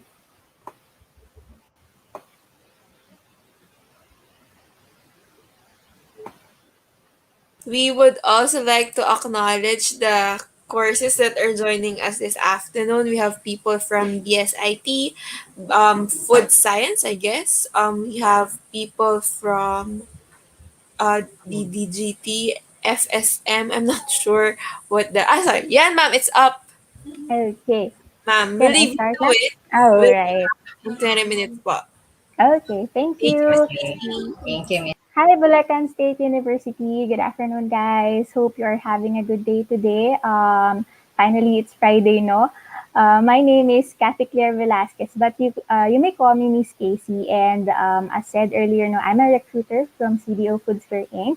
And this afternoon, I'd like to share with you other career opportunities for entrepreneurship graduates you may pursue after graduating. Right. So, entrepreneurship degree is one of the most flexible courses offered in a university, and it offers wide varieties of career opportunities after graduating. Although many entrepreneurship graduates use their learned skills, like just to name some, business management skills, teamwork, leadership, communication and listening, customer service, analytical and problem solving skills, critical thinking, strategic thinking, and also planning skills. So these graduates use these skills to create and also run their own company. However, others pursue a business related job, like, for example, being a business manager, finance manager, financial analyst, or even a chief executive officer.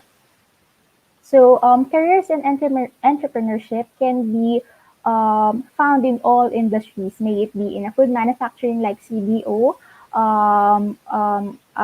related to health services, BPO, or even a food service industry. So, every business needs professionals who can foster success in and also juggle multiple responsibilities. So, a bachelor's degree in entrepreneurship can lead to entry level positions or roles in businesses, finance, marketing, sales, or even in HR. So, this is just to name some.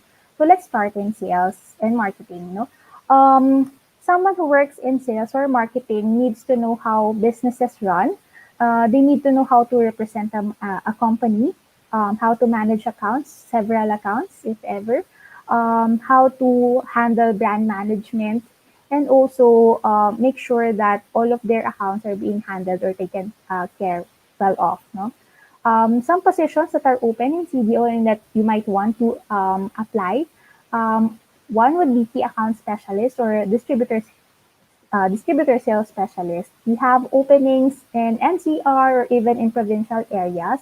So for this role, what are the expectations? So you'll be assigned to handle specific accounts, and also to make sure that you're implementing all the strategic plans of sales for let's say Luzon, Visayas, Mindanao, and to ensure that all of your products, assigned products, are in great visibility areas. Next, telemarketers. So this is almost related to customer service. These are positions that markets products of CDO, services of CDO via phone transactions to our prospective clients. Customer service associate, if ever we have consumers or customers that may have problems, inquiries, questions, or concerns regarding our products or services, they'll be the one to assist them. Next would be under marketing is brand associate or assistant brand manager. So, as mentioned, CDO is a food manufacturing company, so we have wide varieties as well of brands. So we have here San Marino, Fantastic, and so on. So if ever you'll be processed for this role, you'll be assigned to handle a certain team or a certain brand, and to make sure you'll handle end-to-end process of the marketing from creation of ideas to implementation. Next, you may others might want to explore finance or accounting related possessions. So for this role, you'll need to exhibit your analytical and problem-solving skills in terms of preparing of financial reports, reviewing of variances, and even auditing financial aspect of the business. So some openings that we have and you might want to apply are one would be corporate auditor. So they are the ones who are auditing all of the internal controls of the company, not only the financial aspect, but all of the plant operations and supply chain side of the company.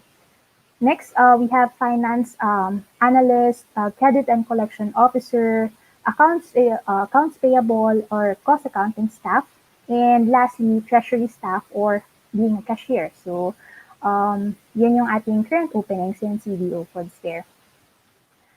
Third, baka you would want to explore also to try human resources, where I'm a part of.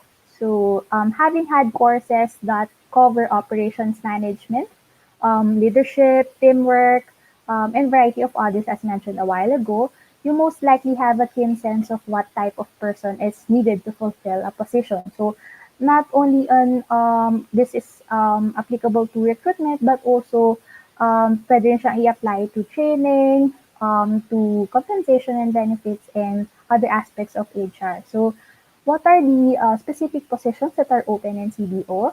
We have one opening for recruiter or an HR assistant. Syempre, this would be mainly responsible in conducting end-to-end process of recruitment from shortlisting, interviewing, to deployment of candidates. For the training specialist, this would include creation of modules and also conducting trainings to our new hires and our incumbent or employees. Next, compensation and benefits. So this is more of related to government benefits, like for example SSS, pag-ibig PhilHealth, possible then or related to salary structuring, creating contracts, and even releasing of memos. We also have another opening under timekeeping and being an HR business partner. Fourth, possible din tayo mag-explore to supply chain management. So, positions under this department are buyers, purchasing coordinators, inventory staff or analyst, planner, or even under logistics department. So, responsibilities that would be expected from you would be you'd be working closely with procurement managers or buyers to source the right products that are needed in your chosen industry or chosen field of expertise. Next would be you'll be negotiating with our suppliers, customers, or even our third-party agencies in terms of contracts management. Next, to control manufacturing and delivery processes, plan and implement logistical strategy, and lastly, to oversee the product storage, handling, and distribution of your products, of the products of the company you're working for. So core skills needed for this role would be, syempre, negotiation skills, business management, leadership, and lastly, the strategic thinking and planning skills. So almost all of the learned skills of being an entrepreneurship majors are applicable. Others that I'd like to share with you would be, you might want to explore more of the educational setting. You might want to build your career in the education, being an educator or a teacher. Research and development. So for this role, to work in R&D, except in CDO, kasi in CDO we're looking for more of food technology graduate, mga ganon, no? But for other industries, for R&D, you need to understand business concepts, procedures, and practices that are applicable to your chosen industry. With all of the training and education someone has received learning about entrepreneurship, they are well prepared and also well aware for this type of position. Next, you might want to venture also in being a financial analyst or advisor, business reporter, a writer, or the most common one would be entrepreneur, being a businessman or businesswoman. With the trend nowadays with the pandemic, brought about by pandemic, almost all of the people now are into online selling, no? So, there, I'll just share some of other career opportunities you might be interested in, but feel free to also check out other industries, other career opportunities out there because you don't know with the changing situation nowadays, with the changing trend nowadays, almost always meron at meron offer tayo kay entrepreneurship graduates. Right? Before I end this presentation, I'd like to also take this opportunity to introduce to you our company. Right. So, again, we are CDO Foods here, Inc. Yeah. CDO is a food manufacturing company based in the Philippines, and we have been in the industry for 46 years now. Actually, this is today is our anniversary, and CDO stands for Corazon Dairoong. That's the name of our founder. We have manufacturing plants both in Valenzuela and in Malvar, Batangas plant. So we have now 5,200 employees. We are ISO certified. We have 20 plus brands aside sa na-mention kong San Marino and Fantastic and 400 plus SKUs. Let me just run through or read through our mission and vision and also core values. For our mission, we champion meal times and unite families through food that calls them home. We live to bring them the freshness and delight of home-style cooking that fills their hearts. For our vision, we will be the most trusted food company, loved for how our food creations bring and bond all generations of people together. And for our core values, we are passionate about customers and consumers. We are innovative and entrepreneurial, love for God, integrity, and open and collaborative. So this core values are or anchored to our programs and also the business decisions. And actually, we're looking for applicants that share the values that we have. For our product categories, we're specializing or CDO manufactures frozen meat, canned meat, canned fish, dairy, and sweet preserves. So just to show you some of our products, for the frozen meats, we have hot dogs and sausages, yung mga breaded products like chicken nuggets, yung mga marinated meats like fantastic tocino and longanisa, Christmas hams, and bacon po. For the canned meats, nandiyan yung ating corned beef, Highlands and Carne Norte, beef loaf, canned tuna, San Marino canned tuna, San Marino bottled fish, and mackerel. For the dairy, from sliced cheese to cheese block to cheese balls up to cheese spread. And for the sweet preserves, so from kaong, we also have nata de coco. Aside sa CDO being a business, we also have a nonprofit organization called Odyssey Foundation Inc., which aims to give back to our communities in need. So this nonprofit organization has 5 different streams or programs that we offer. One is Gabay Nutrisyon, Gabay Edukasyon, Gabay Kalikasan, Gabay Hanap Buhay, and Gabay Lingkod. And lastly, as a company, we believe that we are responsible to keeping our environment clean and green. So we have here some initiatives towards sustainability, wastewater treatment, recycling efforts, use of solar energy, and reduction of plastic usage. So I think that's it for my presentation. Please do like and share our postings in Facebook. That is Careers at CDO. You may also email us to our website and also email addresses stated here. And feel free to also submit your resumes and resume links through jobs180.com/CDO. Thank you for listening and keep safe. Thank you for that, Miss Casey. Ayan. So, to all our viewers, the floor is now open for questions. So, if you have questions for Miss Casey, now is the time to put it in our comment section. So, ma'am, while you're thinking about your questions, may we ask for your words of encouragement or motivation po for our students who would be graduating or who are soon to apply and find a job in the next few months? Okay, so um, in advance, I'd like to congratulate all of those graduating students. I know it's not it's not easy, with the current situation, naging very much different from the internship to the works, I mean, the school setup, lahat naging online, virtual. So, hindi man lahat ay naging madali, but I'd like to congratulate and um, um, address your efforts in striving, no, given despite the pandemic. But to words of encouragement in terms of applying for a possible employer, just try and try. Don't give up kung sakali man hindi mag-work out dun sa ibang um, chosen industry. Meron pa rin naman tayong other opportunities out there that I've mentioned. Hindi lang naman yan sa CDO. And there. So just always remember your first job is not what would dictate all of your life, your career life. So pwede nyo siyang gamitin stepping stone to further your career and also your knowledge. There. Thank you for that, Miss Casey. All right, guys, if you have no more questions, the postings that Miss Casey discussed earlier, it's all available at jobs180.com/CTO. Ayan. Miss Thank Casey, on you. behalf of Jobs 180 and BulSU Peso, we are awarding you a certificate.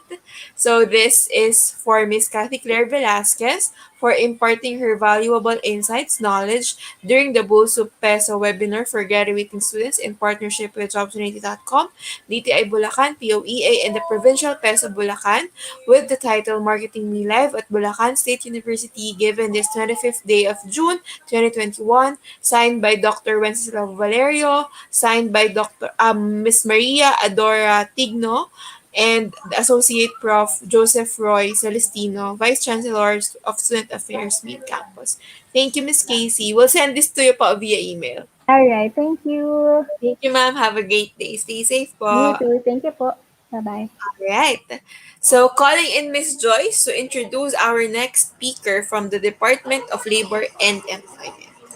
All right. Thank you, Ms. Shari. And so to introduce our next speaker for today, so he's in the government service since 1980, began conducting trainings and seminars as a resource speaker in 1989. He's also a former head of Dole Aurora Provincial Office 2011 and assigned at Philippines Embassy in Kuwait from 2012 to 2013.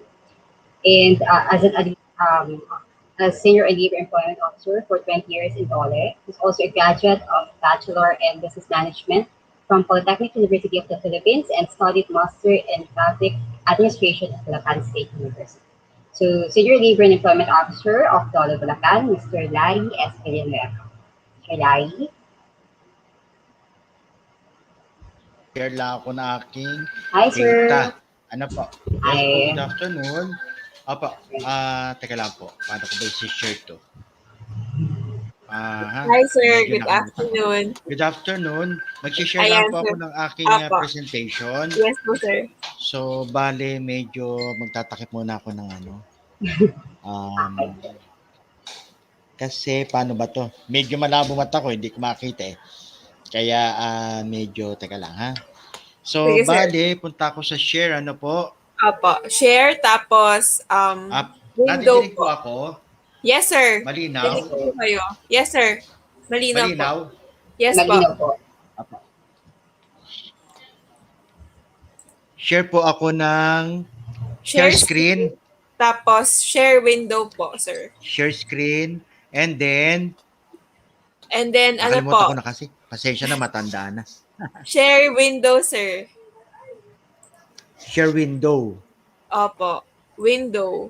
Tapos, pindutin nyo po yung naka-open nyo na PowerPoint. Teka lang. Balik po ako. Saglit lang.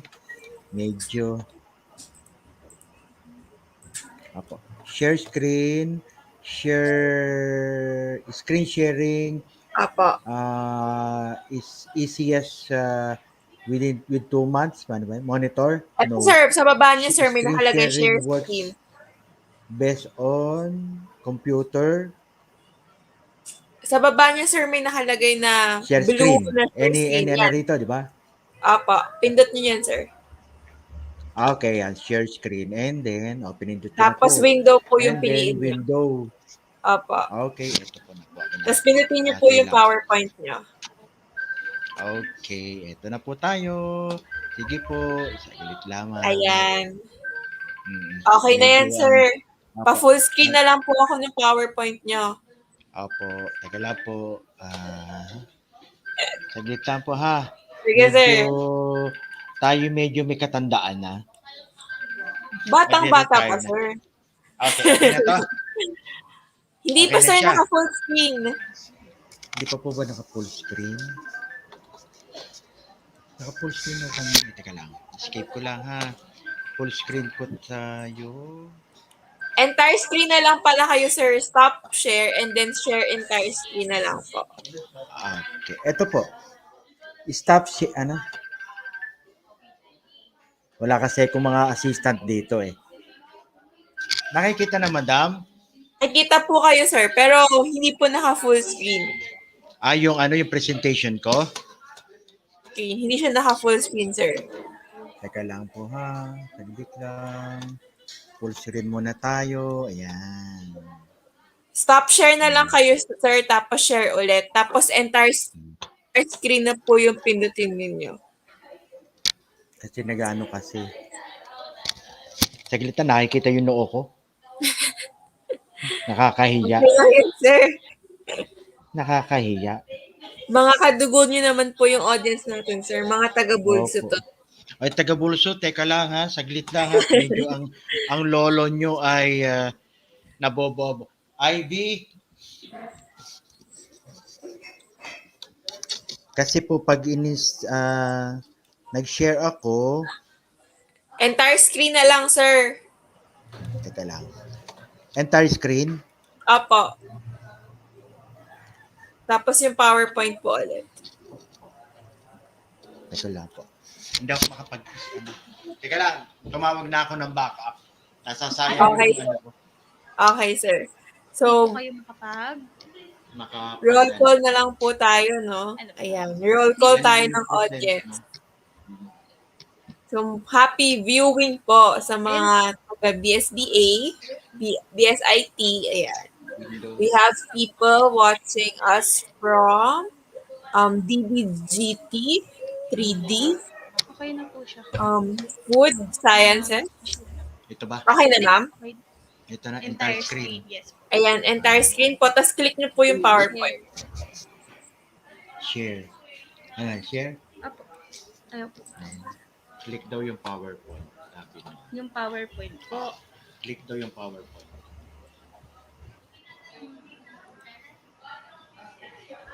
So, May problema kasi ko sa aking right eye. Blind na to. Kaya tapos malabo pa siya yung left eye ko. Pasensya na. Pero okay lang, sir. nabibigyan ko naman ng justice yung aking. Okay lang, sir. Nauubos yung time slot. Ayan na po. Nakashare na po yung screen. Nakashare niyo. na yung screen. Yes po. Let me see, sir. Kayo. Oo. Ayan, sir. Pa-click na lang po yung PowerPoint. Kita na po. I-click Naka-mirror yung na po PowerPoint. yung screen nyo dito, Ayan na sir. po. Nakita na, ma'am? Ayan. Yes po, sir. Pa-full screen na lang po ako. As in, hindi nyo na kami makikita, sir. Pag full screen na po yung slides ninyo, hindi nyo na po kami makikita. Slide. That's how it...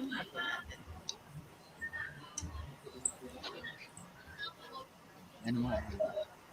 Ayan. Okay na po. Okay na po.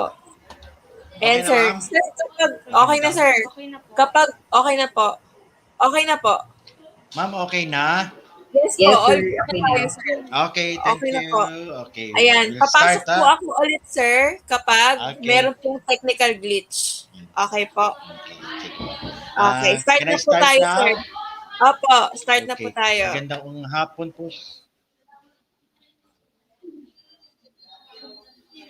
Okay po, sige po.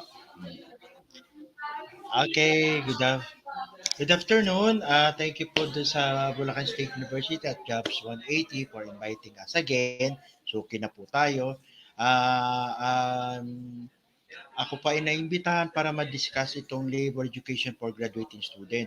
Mas mainam po na ating mga graduating student ay maging prepared. Ano ba yung dapat nilang maging benefits or ano ba yung dapat nilang makuha bilang isang manggagawa. Kasi mostly, pag mga worker o newly entered worker, ay hindi nila alam ano ba yung mga basic rights niya.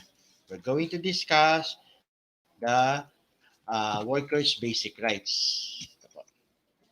Ito po yung mga didiscuss po natin, yung mga sumusunod, security of tenure, work days and work hours, wage and wage-related benefits, safe working condition, rest days, holidays, saka po yung tinatawag na leaves. So, given the 20-minute presentation, medyo kinapsulize ko lang po dito sa 6 na topic na ito ang ating pag-uusapan. Okay? So, to start with, dapat mas maintindihan na the security of tenure. Even first day nyo pa lamang sa inyong pagpasok sa opisina, kayo po ay dapat secured na yung inyong pagiging empleyado. No? Hindi kayo basta-basta matatanggal sa isang kumpanya without the due process na tinatawag or walang dapat may dahilan ang pagtatanggal sa inyo. Ito yung tinatawag natin security of tenure. No? Bakit ko to ito ang aking inumpisan? Kasi the usual na nangyayari sa mga empleyadong bago, dumaan sila sa probationary and then bigla na lang tinanggal without conducting evaluation sa empleyado.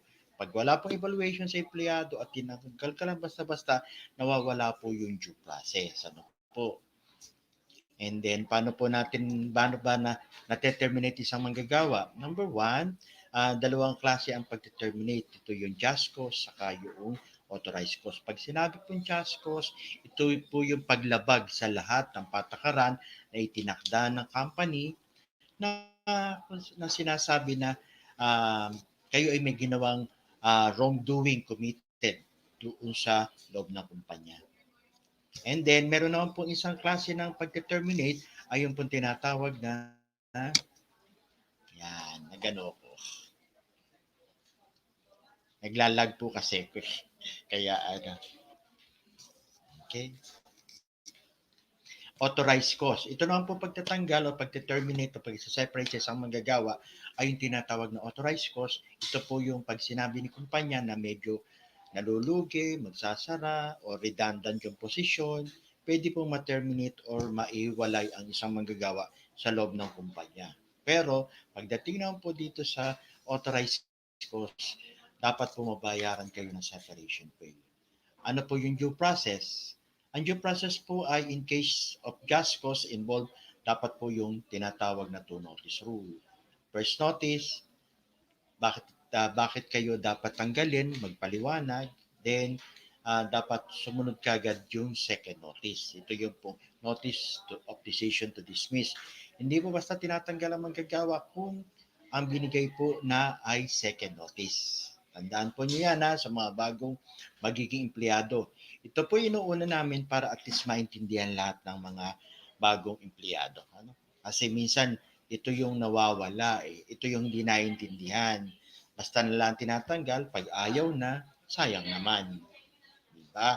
Hindi nyo na ipaglaban ang inyong karapatan. So ngayon, pag po ang isang empleyado ay tinanggal ng authorized cause, ito po yung dapat nilang makuha. Ano? Yan. Then, pag illegally dismissed, pag sinabing illegal dismiss, yung pong tinatawag na hindi po binigyan ng pagkakataong magpaliwanag ang isang manggagawa. Kaya po nagiging illegal dismissal or illegal termination. Pag illegal po, makaka-receive po kayo nung mga tinakdang dapat nyo makuha, the last salary, unpaid leaves, other benefits, yung half month ng salary per year of service, or 30th month proportion. So, inuna ko lang po yan para mas malinaw na na isang manggagawa ay dapat sumunod sa pamantayan ng kumpanya. Ano? Yun eh. Kahit sabihin na natin na first day nyo pa lang, dapat sumunod kagad kayo. Kasi during the probationary period, ang isang manggagawa ay binibigyan ng 6 na buwan para magpakita ng kanyang kagalingan. Kasi duty nyo yun eh. Duty of skill and care. Diba? Yun, dapat maipakita ninyo. Then, pag na pakita ninyo during the evaluation, tuloy-tuloy na ang inyong pagtatrabaho. Ngayon, pag-usapan natin, ano ba yung mga dapat nating gawin? Paano sinasabi, ano ba yung work days or work hours? Ang work days, ito po yung araw na tayo ay dapat nasa trabaho. Meron tayong minsan 5 araw, minsan 6 na araw. Depende sa operation ni kumpanya. Pag sinabi naman work hours, ito yung oras na tayo nasa patrabahuhan. Ilang oras, the usual. Ang ano po talaga ay 8 hours. 8 hours lang. Paglagpas po ng 8 hours, ito po yung tinatawag na overtime. Ano po? Tandaan niyo yan, 8 oras lang. Kalimitan ng aming natatanggap na reklamo dito ay nagpapatrabaho si kumpanya ng 10 to 12 hours, minsan beyond pa. Pero hindi binabayaran yung kanilang overtime. Para po mas malinaw, ang wages po natin, ang salary po natin, ito po yung talagang tinatawag na wages. Ito po yung binabayad sa atin. Ano? Wages is amount paid to an employee exchange for their piece of work sa task na ginawa nila. Ang minimum wage coverage natin lahat ng empleyadong entry level, regardless of position, regardless of designation or status. Entry level po natin ay minimum wage. Magkano po siya? Ito po yung minimum wage po natin sa Central Luzon. 420 ang pinaka-maximum na binabayad sa mga manggagawa sa non-agricultural. Agriculture, ano po yung mga non-agriculture? Ito po yung mga factories, mga opisina, mga tanggapan, ano po. 420 ang kanilang sweldo. Pero pag nasa retail and services, 409 ang minimum. Ngayon, sinabi ko kanina, pag ang isang empleyado ay nagtrabaho ng lagpas sa 8 oras, magkano po ba ang computation? Yan. Pinapakita dito sa slides na ito, how much is the computation for overtime pay work on the ordinary days. Ayan po siya. 125% time is number hourly rate. Magiging ang kanila pong hourly rate ay 65 pesos and 62 centavos. Pag nagtrabaho naman po ng overtime during the rest day, special days, and regular holidays, dapat babayaran po siya ng 130% ng kanyang hourly rate. Yan. Paano naman po kinukompute ang mga sweldo pagdating ng mga holidays? Ito, holiday, saka yung rest day, kasama po dyan. Pag nagtrabaho po ay sa manggagawa during the special holidays, dapat bayaran po siya ng 130% ng kanyang basic pay. Ano po? Malinaw. Ganon din naman po pag trabaho po siya ng special holiday, which also scheduled sa rest day niya, mas malaki siya. Ano? 630. Lalo na kung nagtrabaho tayo during the regular holidays, ito po yung tinatawag na double pay. Pag nagtrabaho tayo ng legal holiday, binabayaran po tayo ng times 2 ng ating basic salary. Mas malaki din po ang sinusweldo during the regular holidays, which also is scheduled as a rest day. Mahigit po 1,000 ang ating pong sweldo dyan. Iba pa po yung naging dalawang holiday, di ba? Minsan, Bataan Day or Araw ng Kagitingan, tsaka yung pong tawag dito, Biyernes Santo, nagiging double holiday. Mas mataas pa po ang inyong susweldohin. Kaya po yan ang dapat nating tingnan. Kasi tama lang na sumusweldo tayo, pero ensure ninyo na tama ba yung ating tinatanggap. Okay. Ngayon naman po, pag sinabi po tayo nagtrabaho or hindi man nagtrabaho during the regular holiday, dapat bayaran pa rin po tayo ng 20%. Pero pag special holiday, no work, no pay po yung treatment doon. Ano? Ngayon, may mga empleyado na nagtatrabaho ng panggabi, ibig sabihin ng panggabi, alas 10 ng hating gabi hanggang alas 6 ng kinabukasan, dapat ang sweldo nila ay mayroong dagdag na 10%. Diba? Magiging 462. Every December 24, ngayon po ay binago na rin, binibigyan na every semester, tsaka yung pong last semester, ay hinahati po yung 13th month. Paano po ba kinocompute yung 13th month? Ang 13th month po yung salary for the period divided by 12 times number of months na pinasok. Like for example, nakabuo ka po ng isang taon.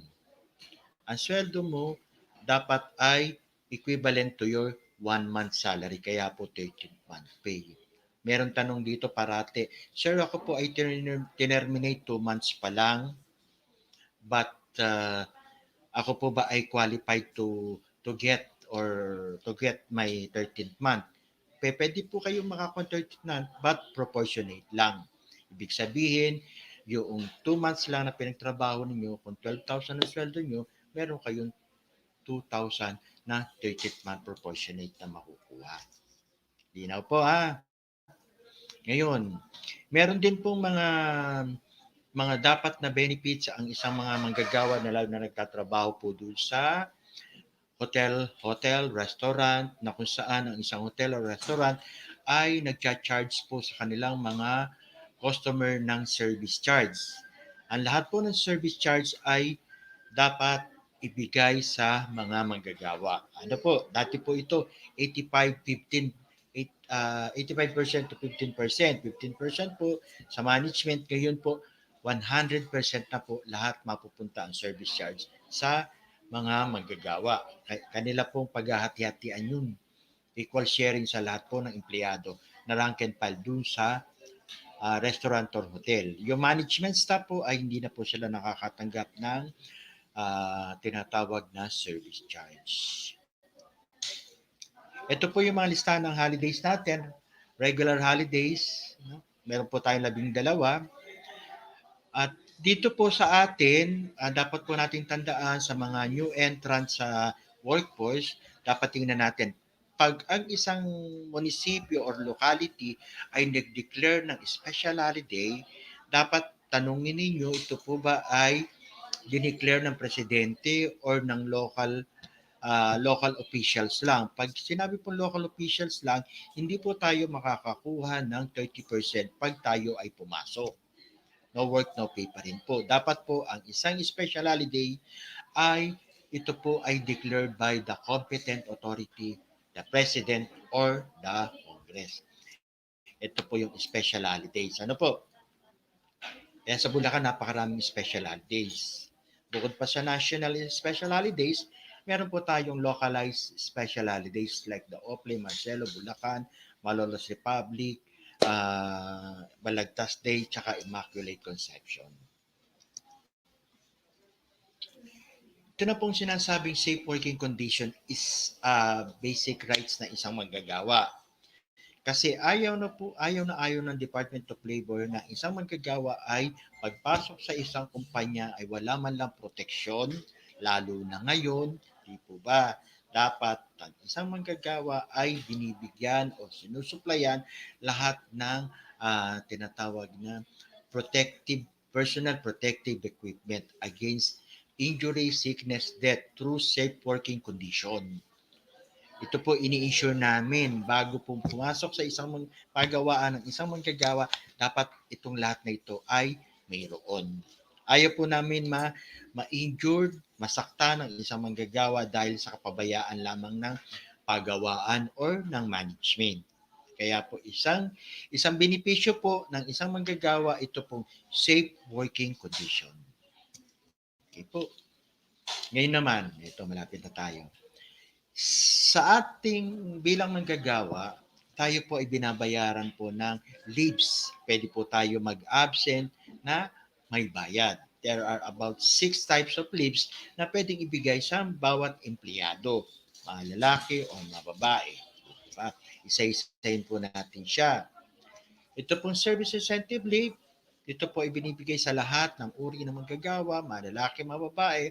Pag po sila ay naka-isang taon na sa kanilang kumpanya, sila po ay entitled to service incentive leave na 5 days. Depende po sa kumpanya. Kung ang kumpanya ay malaki at kaya po niyang magbigay na as much as 10 sick leave or 10 vacation leave, pwede naman po. Basta po, ang minimum requirement po ng batas lahat ng paggawaan except for the retail industry, yung mga tindang maliliit, ay dapat bayaran ng 5 days incentive leave ang bawat manggagawa. Malinaw. Another leave po, ito po yung maternity leave. Ito po yung mga babaeng empleyado na member po ng SSS, pag sa po sila napuntis, ay binabayaran po ang kanilang 105 days na leave with leave sa kanilang kumpanya para i-prepare yung kanyang panganganak. No? 100% po yung benefits. Dati po ito 65 tsaka 78. Yun. Ngayon po tinaasa na. Pero makakakuha lang po kayo ng maternity leave, dapat kayo po ay SSS member at the time of her delivery or miscarriage. Pati po miscarriage, binabayaran po na 105 days. Another thing para sa mga kalalakihang empleyado, pag ang isawa po niya ay manganganak, binapayagan po ng batas na mag-file po siya ng pag-file po siya ng 7 araw na paternity leave. Ano po? Regardless of status ng isang empleyadong lalaki. At dapat po ito cohabiting baka naman sabihin natin na yung asawa ko ay manganganak pero ako po ay nasa Davao, hindi po ako makakauwi, doon ako, hindi siya makakapag-file. Cohabiting po. Basta nandun po sila sa kanilang isa't isa magkasama. Solo parents po. Ang solo parents po ay binibigay sa isang manggagawa kung siya po ay solo nag-aalaga o nagtataguyod ng kanyang anak na wala pa sa major age. Ibig po sabihin, minor pa po yung anak niya, kailangan po alagaan. Binibigyan po ng batas si manggagawa, regardless of babae o lalaki, ng 7 araw na kanyang pagtatrabaho. Another leave, yung pong violence against women and their children's leave. Kung ang isang babae po ay nagkaroon victims ng violence shall be entitled to paid leaves up to 10 full days. Ano po? Kaya lang po, kailangan po niyang mag-file ng habla dun sa taong ng salbahe sa kanya. Ano po? 10 days. And the last leave ay yung pong tinatawag na Magna Carta for Women.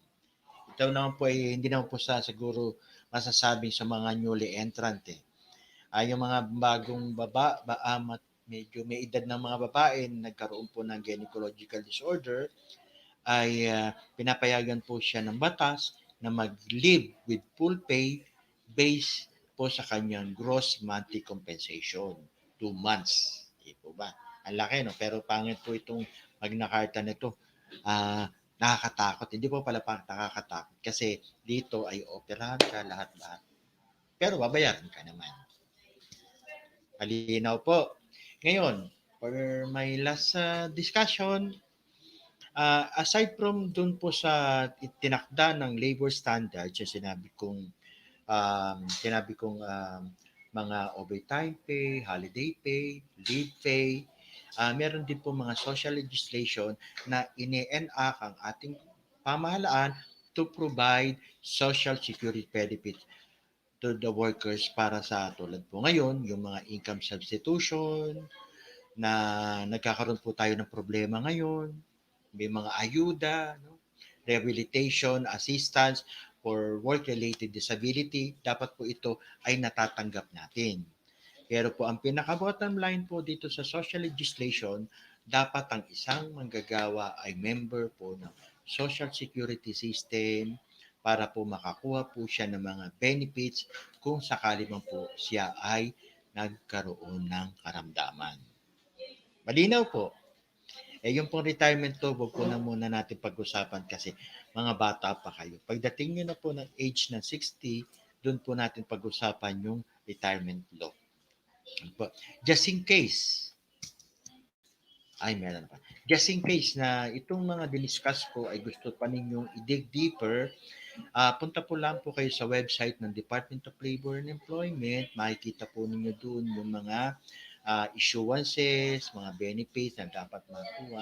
Kasi marami sila, hindi ko na na-capsulize. Punta po kayo sa dole.gov.ph para po mas makita pa niyo yung malawak or mas marami pang mga bagay na dapat pag-aralan ng isang manggagawa. Ano po? Malinaw. Okay, meron pa po bang katanungan? Kung may katanungan po, ay handa po ang inyong lingkod na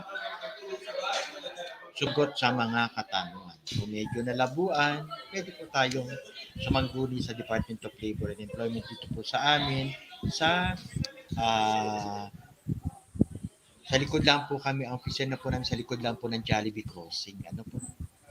Okay. Okay. Thank you po, Sir Larry. Okay, medyo rattle Thank lang you, Sir kasi Larry. medyo ano kanina. Okay lang, Okay, sir. may tanong Walang po problema. ba? Sir, ako po. Ay, to Okay po. our viewers, open na po yung comment section natin. Tanong lang po kayo, type nyo lang po sa comment section. Kung meron kayong gusto ipatanong kay Sir Larry. Eto sir, habang nag-iisip po sila, curious lang po Opo. ako. Pwede ko po Opo. bang itanong bakit po iba-iba yung minimum wage per area, per Ay, region? opo. Per region kasi po, medyo yun po yung nakat ko doon sa aking presentation, tinanggal ko po kasi siya. Kasi po, lahat ngayon po, base po sa batas, regionalized na po yung pagdidetermine ng minimum wage. Iba po sa NCR, iba po sa Region 3, at iba po sa entire country natin kasi meron po tayong 14, I think 14 plus the NCR and CAR na, tama, 15 pala, including the NCR, CAR, Caraga. Yan po. Iba-iba po kasi ng pamantayan. Like for example, sa NCR po lahat po doon ay medyo ang bilihan doon medyo mahal eh. Kaya bakit mataas sa kanya 537. Tapos sa atin 420. Yun po ay dinidetermine ng Regional Productivity Regional Wage Productivity Board ng bawat region. Kaya po Ah, okay. iba-iba. Okay. Well, natanong ko lang, sir. Thank you po sa pag-clarify. Nag-ano nga, no? Okay. Yan. So, bakit di ka sa Nagtataka lang Maynila po. mataas? Opo. Ah, Ayan, sir. Sir, may regalo po ang BulSU sa inyo. So, meron po kaming Ay, prepare na certificate. So, ito ay, po ay para po sa inyo. So, this ah, certificate of appreciation is awarded to Sir Larry Villanueva for imparting his valuable insights, knowledge during the BulSU Peso webinar for graduating students in partnership with Jobs180.com, DTI, ah, Bulacan, POEA, and the Provincial Peso Bulacan. So, with the ah, title, Marketing Me live at Bulacan State University given this 25th day of June 2021. Signed by Dr. Wenceslao Valerio, Head of BulSU Peso, PP Peso, and Ms. Maria Adora Tigno, Campus Director for Student Welfare and Development, and Associate Prof. Joseph Roy Celestino, Vice Chancellor for the Student Affairs Main Campus. So, Sir Larry, okay. Medyo na. thank you po, Sige po, sir. thank you very much. Okay, Thank you po, sir. goodbye. Have a great day po. Stay Stay safe, safe. stay safe. See All right. So next up, to introduce our next speaker, can we call Miss Joyce? Hi, Joyce. You're on mute. Yeah, sorry, Michelle. Okay, so let's move on to our next speaker presenter for today. So we have the Negosyo Center Trade Industry Development Analyst and Negosyo Center Bulacan Coordinator, Ms. Maria Cherise R. Miraveles. Hi, Ms. Cherise. Hello po, good afternoon po sa ating Hi, good lahat. afternoon po. Yes, ma'am, pa-test na lang po na ating screen. Ma'am, malinaw naman po yung sound ko. Yes po. Okay naman po. Sige po, share screen na po ako. Okay.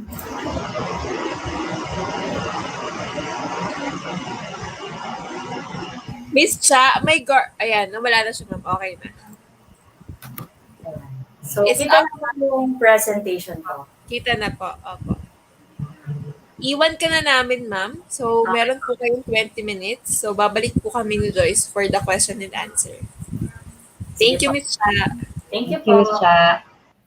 Good afternoon po sa guests and participants natin. And syempre, thank you po sa Bulacan State University and sa Jobs 180 for inviting Department of Trade and Industry. So, again, my name po is Charis Miravalles po from DTI, Bulacan Provincial. This afternoon, didiscuss ko po yung tungkol sa business name registration.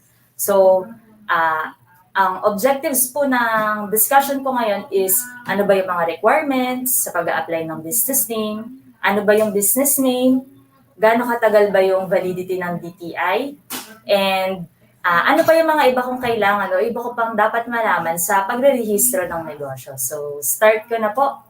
Una po is, ano nga ba yung ibig sabihin ng business name? So, yung business name po or yung BN, it refers to any name that is different from the true name of an individual which is used or signed in connection with his or her business on any written or printed receipts, including receipts for business taxes, duties and fees, and withdrawal or delivery receipts, any written or printed evidence of any agreement or business transaction, and any sign or billboard conspicuously exhibited in plain view in or at the place of his or her business. So in short po, ang business name po, ito po yung pangalan ng negosyo.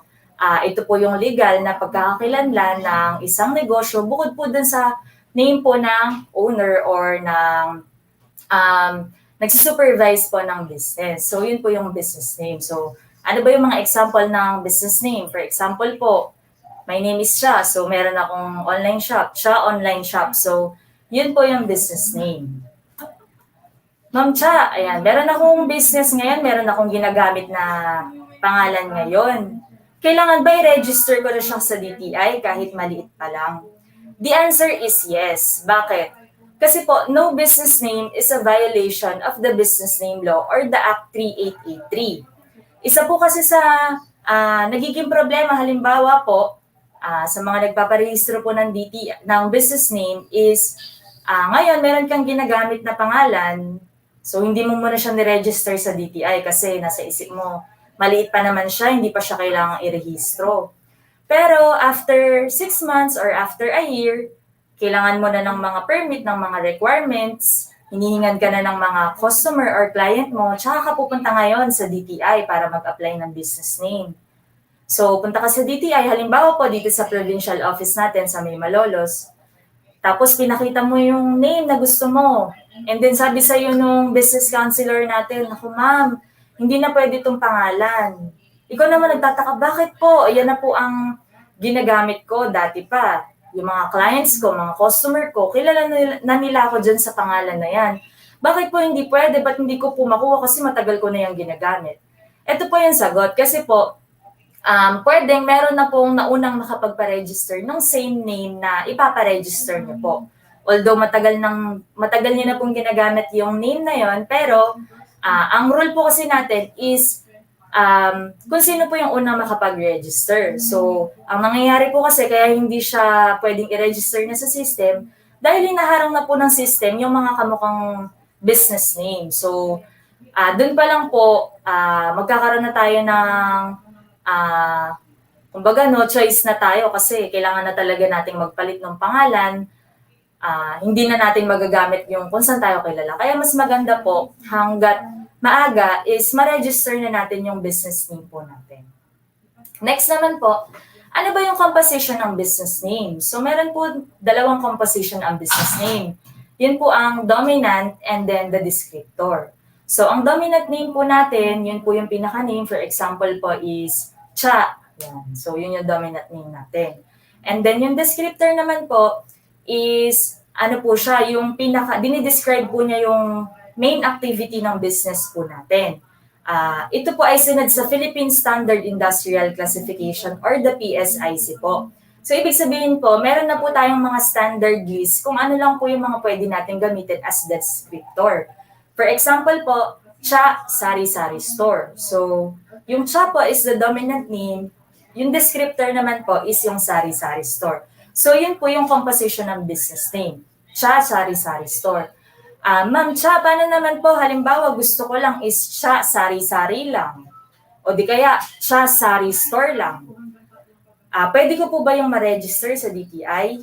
Ang sagot po ay hindi pwede. Bakit? Kasi po, ang standard descriptor po natin, for example, sa Sari-Sari Store, hindi po siya pwedeng Sari-Sari lang, hindi pwedeng Sari Store lang.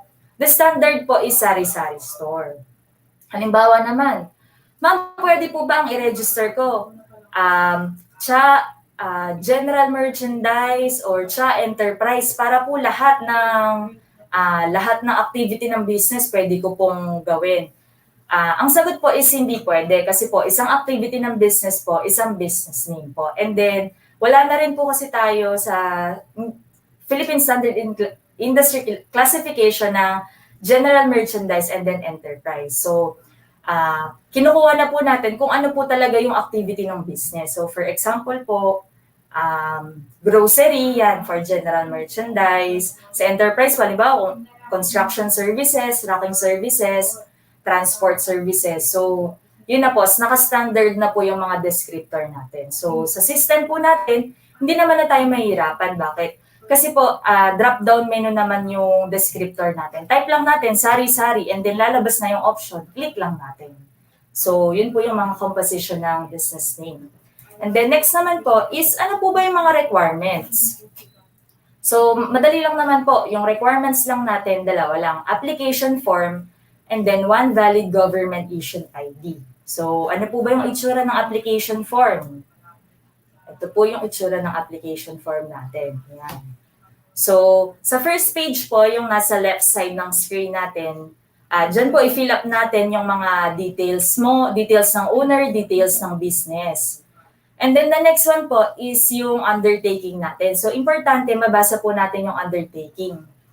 Kasi dyan po nakalagay yung mga hindi natin pwedeng i-register na business, mga non-registrable names. So, for example na lang po, dito po sa page 2, sa may undertaking 8C, yan, nakalagay po doon, hindi natin pwedeng gamitin yung mga dominant name na naka-trademark na. For example, ano ba yung mga naka-trademark na? For example is si Jollibee, yan. So, gusto mo, ma'am, meron po akong eatery. Gusto ko po Jollibee Eatery. Mare-register ko po ba siya? Hindi po. Kasi po, yung Jollibee is naka-trademark na po siya. For example naman po, gusto ko ng 7-Eleven Sari-Sari Store. Pwede ko po ba siyang ma-register? Hindi po. Kasi po, yung 7-Eleven is naka-trademark na din po siya. So, dito po sa undertaking, malalaman natin ano pa po yung mga iba na hindi natin pwedeng gamitin as dominant name. And then dito naman po sa third page, yung signature and printed name po ng owner. And then sa fourth page naman po natin yung mga instruction, yung requirements po natin sa pag-a-apply ng business name.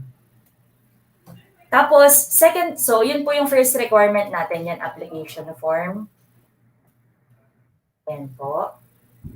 And then, yung second requirement naman po natin is isang government-issued ID. So, ito po yung list ng mga ID na pwede nating i-present sa DTI offices. So, isa lang naman po dito. So, alin lang po dito? Pwedeng passport, driver's license, PRC ID, NBI clearance, police clearance, postal ID, voter's ID, UMID, OWA ID, Siemens Book, Integrated Bar of the Philippines ID, Senior Citizens ID, PWD ID, government office ID, and validated state college or university ID. And then, tumatanggap na rin po kami ng national ID po natin, ng Philippine Identification. Yan. So, yan po yung mga ID na pwede po natin i-present sa DTI offices. Isa lang po dyan yung dadalhin natin. Kasama po yung application form. And then, sa registration policies naman po natin, ang validity po ng business name natin is 5 years po. So, for example, nag-register po tayo ngayon, June 25, 2021. So, hanggang 2026 po siya. So, 5 years po. June 25, 2026 po yung magiging validity niya. So, halimbawa po, ma'am, nag-apply ako ngayon, 2021. Every year ba, nire-renew po ba yung DTI business name? Hindi po. So, every 5 years na rin po natin siya nire-renew.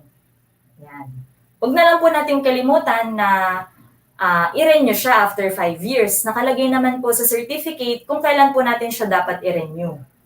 And then, hindi po natatransfer yung DTI business name. Halimbawa po, nagpa-register tayo ngayon, and then, after some time, para napag-isip-isip natin na siguro mas maganda sa other family member na lang ipangalan yung niregister mong business name. So, hindi po natin siya matatransfer. Hindi po siya ganun-ganun agad-agad na natatransfer. So, tandaan muna po siya sa cancellation. Kakancel muna natin yung unang name na niregister. And then, mag-a-apply po ng bago. Nakalagay na po na owner is kung sino na po yung bagong ipapangalan. Yan. So, yan po yung mga registration policy po natin. And then, ito naman po, payment naman po. Yan. Magkano po ba yung DTI? Mahal po ba yan? Yan. Ito po yung mga payment po natin. 4 na option po yan. And then, lahat po yan is merong 30 pesos documentary stamp.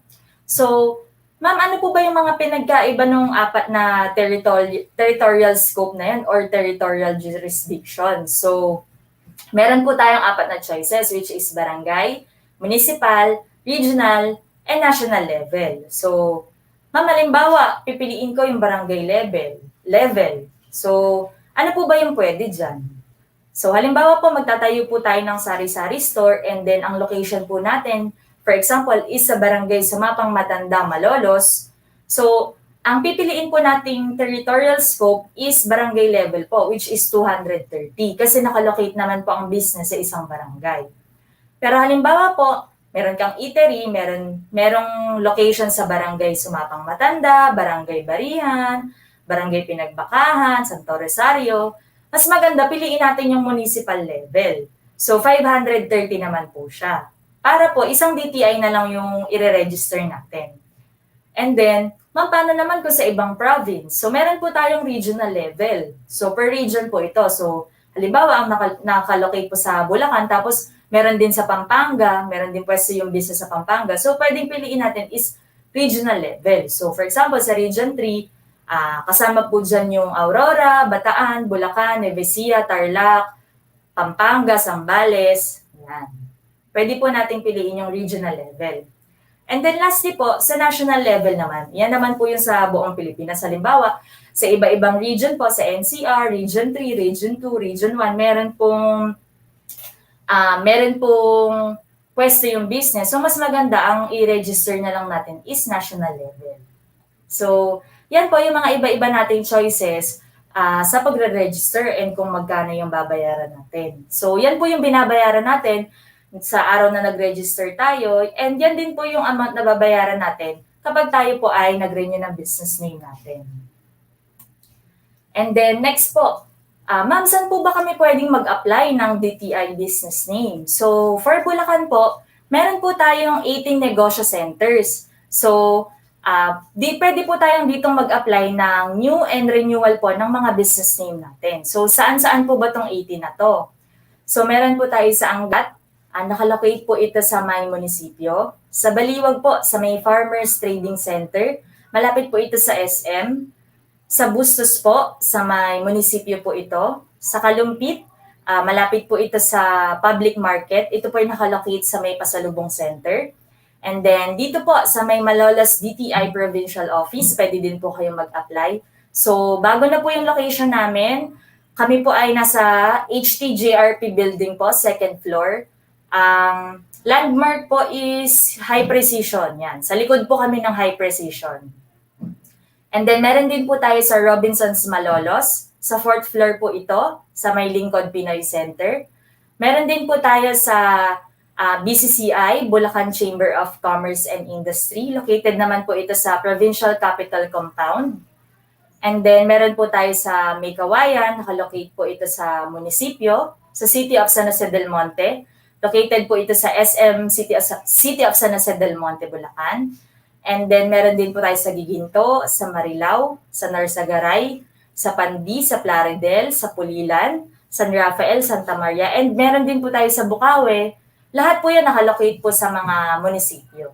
Yan, para mas mapadali po yung pag-a-apply ng business name. Ma'am, halimbawa naman, medyo malayo yung DTI sa location ko. Pwede ba akong mag-apply online?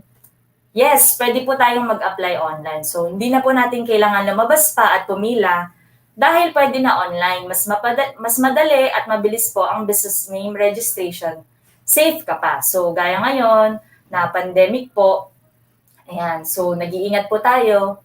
Pwede tayo mag-apply online. So, pwede tayo mag-apply, magbayad, and pwedeng i-download yung certificate online. So, ang payment option natin, pwedeng GCash, Paymaya, Land Bank link-based, portal, credit card, or debit card. So, after pong mabayaran yung application po natin, automatic po na masasend po sa email address na ginamit natin yung kopya ng certificate and then ng official receipt. So kung meron po tayong mga concern or ibang katanungan, pwede din po tayong mag-message or mag-email po sa bnrshelpdesk@dti.gov.ph. So, ano po ba yung itsura ng website, ma'am? Kasi baka maligaw po kami. So, ito po yung itsura ng website natin. Type nyo lang po, bnrs.dti.gov.ph. Pwede po ito sa laptop, sa computer, sa phone, mga tablet po, ayan. Pwede po siyang i-access 24/7. Available po yung website natin. So, click nyo lang po yung register now dito sa part na to. Ayan. Yung business name registration at your fingertips, ease of doing business yan. Click nyo lang po yung register now and then magdadirect na po kayo doon sa registration natin. So, kung kailangan nyo naman po ng application form, punta lang po kayo dito sa resources sa may right side po, upper right side ng screen. So, pag-click nyo po ng resources, meron pong lalabas ng mga downloads dyan. So, doon nyo po makikita lahat ng application form, ano ba yung mga requirements, yan po. And then last po, so yan, na-discuss na po natin ano ba yung mga kailangan ko sa pagre-register ng DTI.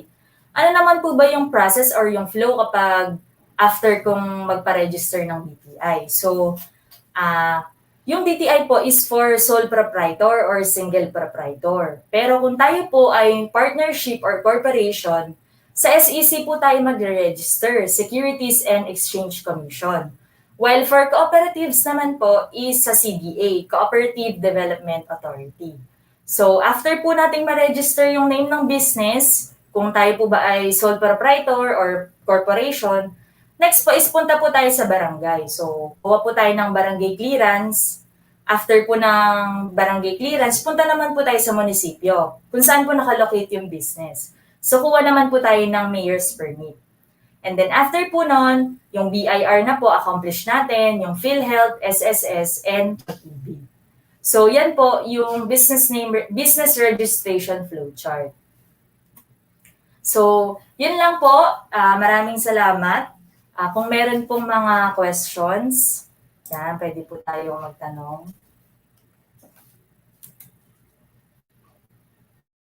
Hello po. Ayan. Miss Cha. Thank you po, Miss Cha. Ayan. So, to our audience, we are up. If you have questions for Miss Cha, so pwede nyo nang ilagay sa comment box natin. So, ma'am, habang nag-iisip po sila, meron lang po akong curious na tanong. Ma'am, ang for my under DTI, ano po yung tax bracket nila? I mean, sa DTI din po ba sila nagbabayad ng taxes? Ma'am, hindi po. Sa BIR po. Okay. Bureau of Internal Revenue po. So dun po sa natin sa business registration flowchart. So after po ng business name, sa barangay po tayo, sa mayor's permit, and then sa BIR po. So doon nila i-register yung business nila and then doon din po nagbabayad ng taxes. Okay. Copy, ma'am. Understand. Alright, sige po. Meron po ba tayong question for Miss Cha? Wala na po. Alright. So, Miss Cha, on behalf of jobs180.com and also on behalf of Bulacan State University, we'd like to award you with this certificate. This certificate is awarded to Miss Maria Cherise Miraveles for imparting her valuable insights and knowledge during the BulSU webinar for graduating students in partnership with jobs180.com, DTI Bulacan, POEA, and the Provincial PESO Bulacan with the title Marketing Me Live at Bulacan State University given this 25th day of June 2021. So signed by Dr. Wenceslao Valerio, Head of BulSU PESO, Miss Maria Adora Tino, Campus Director of Student of Welfare and Development, and Associate Prof. Joseph Roy Celestino, Vice Chancellor, Student Affairs Main Campus. So, Ms. Cha will send this via email na lang po. Thank you po. Thank you so much po. Cha, thank you po. Have a great day po. Alright. So, calling in Miss Joyce for our last speaker of the day. Ayan. So, thank you, Miss Cha. Actually, may question sana ako, pero pag nagkita na lang kami. Ulit na lang. Okay, so let's move on to our last speaker. Okay, so we have here Miss or Attorney Christina Marie Joy Andal, and she has over 7 years of experience working in the government for Batangas Provincial Information Office, from Administrative Aide to Administrative Officer 2. Now working as an attorney P in the Operations and Surveillance Division of Philippine Overseas Employment Administration, or POEA. She's also graduate of AB Political Science, um, with a certificate in teaching profession and Juris Doctor from University of Batangas. So the Operations and Surveillance Division from Philippines Overseas Employment Administration, or POEA, Attorney Christina Marie Joy Andal. Hi, Attorney. Hello po, Miss Joyce and Miss Shari. And to Hi, all the ma'am. students po of BulSU, good afternoon po. And Dave. yes po, for today po, thank you for inviting POEA for during this event for the students of BulSU, because students nowadays, yung graduating lalo po, they are not aware of the legal process of how to work legally abroad. So, thank you for this opportunity na ma-inform natin yung mga students. Kasi not all students naman po is, hindi ko naman po pinopromote na magtrabaho abroad, pero may mga limited na opportunities kasi locally. So, may mga students na nagbabalak in the future na magtrabaho abroad after makakuha ng experience in the Philippines. So, for today po, let me start my presentation. Medyo bibilisan ko lang po, pero you can ask me sa chat, or you can message us dun sa aming Facebook page if medyo limited yung time natin. So, simulan ka na po. Yes, ma'am. Pa-share screen po. Hi po.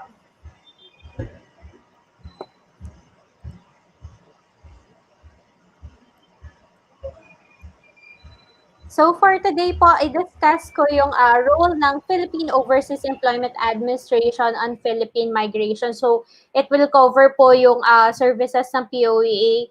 Then ano ba yung legal modes ng hiring pag gusto niyo magtrabaho abroad. And also kung ano nga bang illegal recruitment, and yung 10 reminders natin para hindi tayo ma-victimize ng illegal recruiters. So starting, mandate or mandato po ng POEA is we are in charge of managing labor migration of Filipino workers. So, hindi lang po kami regulatory body pagdating sa pagbibigay ng lisensya sa mga licensed recruitment agencies para doon po mag-apply ng trabaho ang ating mga prospective overseas job seekers. So, we have three core functions: industry regulation, employment facilitation, and workers protection. So for the industry regulation, yan po.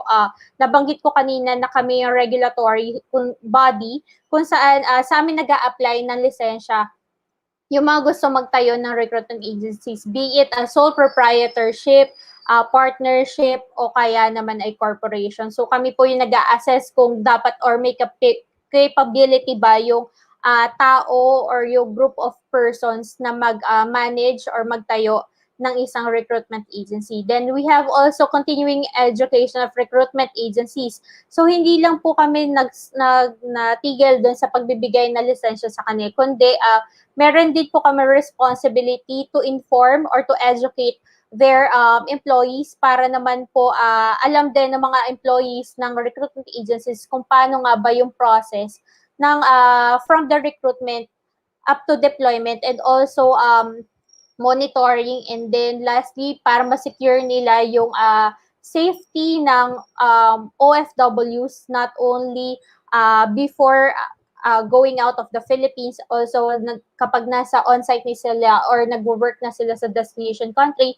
And lastly, para makabalik yung mga OFWs dito sa Pilipinas ng safe and sound. So after that, meron din po kami under this core function, conciliation and or adjudication of cases. So kapag naman po meron pong issue between the OFW and the agency nila, kami po sa POEA and also the OWAP, nandun po sa amin yung single entry approach. Ibig sabihin, settlement between the OFW and the agency. Kasi po, as for the employment contract, ang employer-employee relationship po is ng OFW at ng agency dito sa Pilipinas. Ang agency po yung employer. So pag nasa ibang bansa, ang employer nila is yung foreign employer or principal nila sa ibang bansa. Pero, syempre, hindi nyo may iwasan na meron pang mga unpaid salary tapos hindi, or benefits na hindi makuha habang nasa ibang bansa. So, pagbalik ng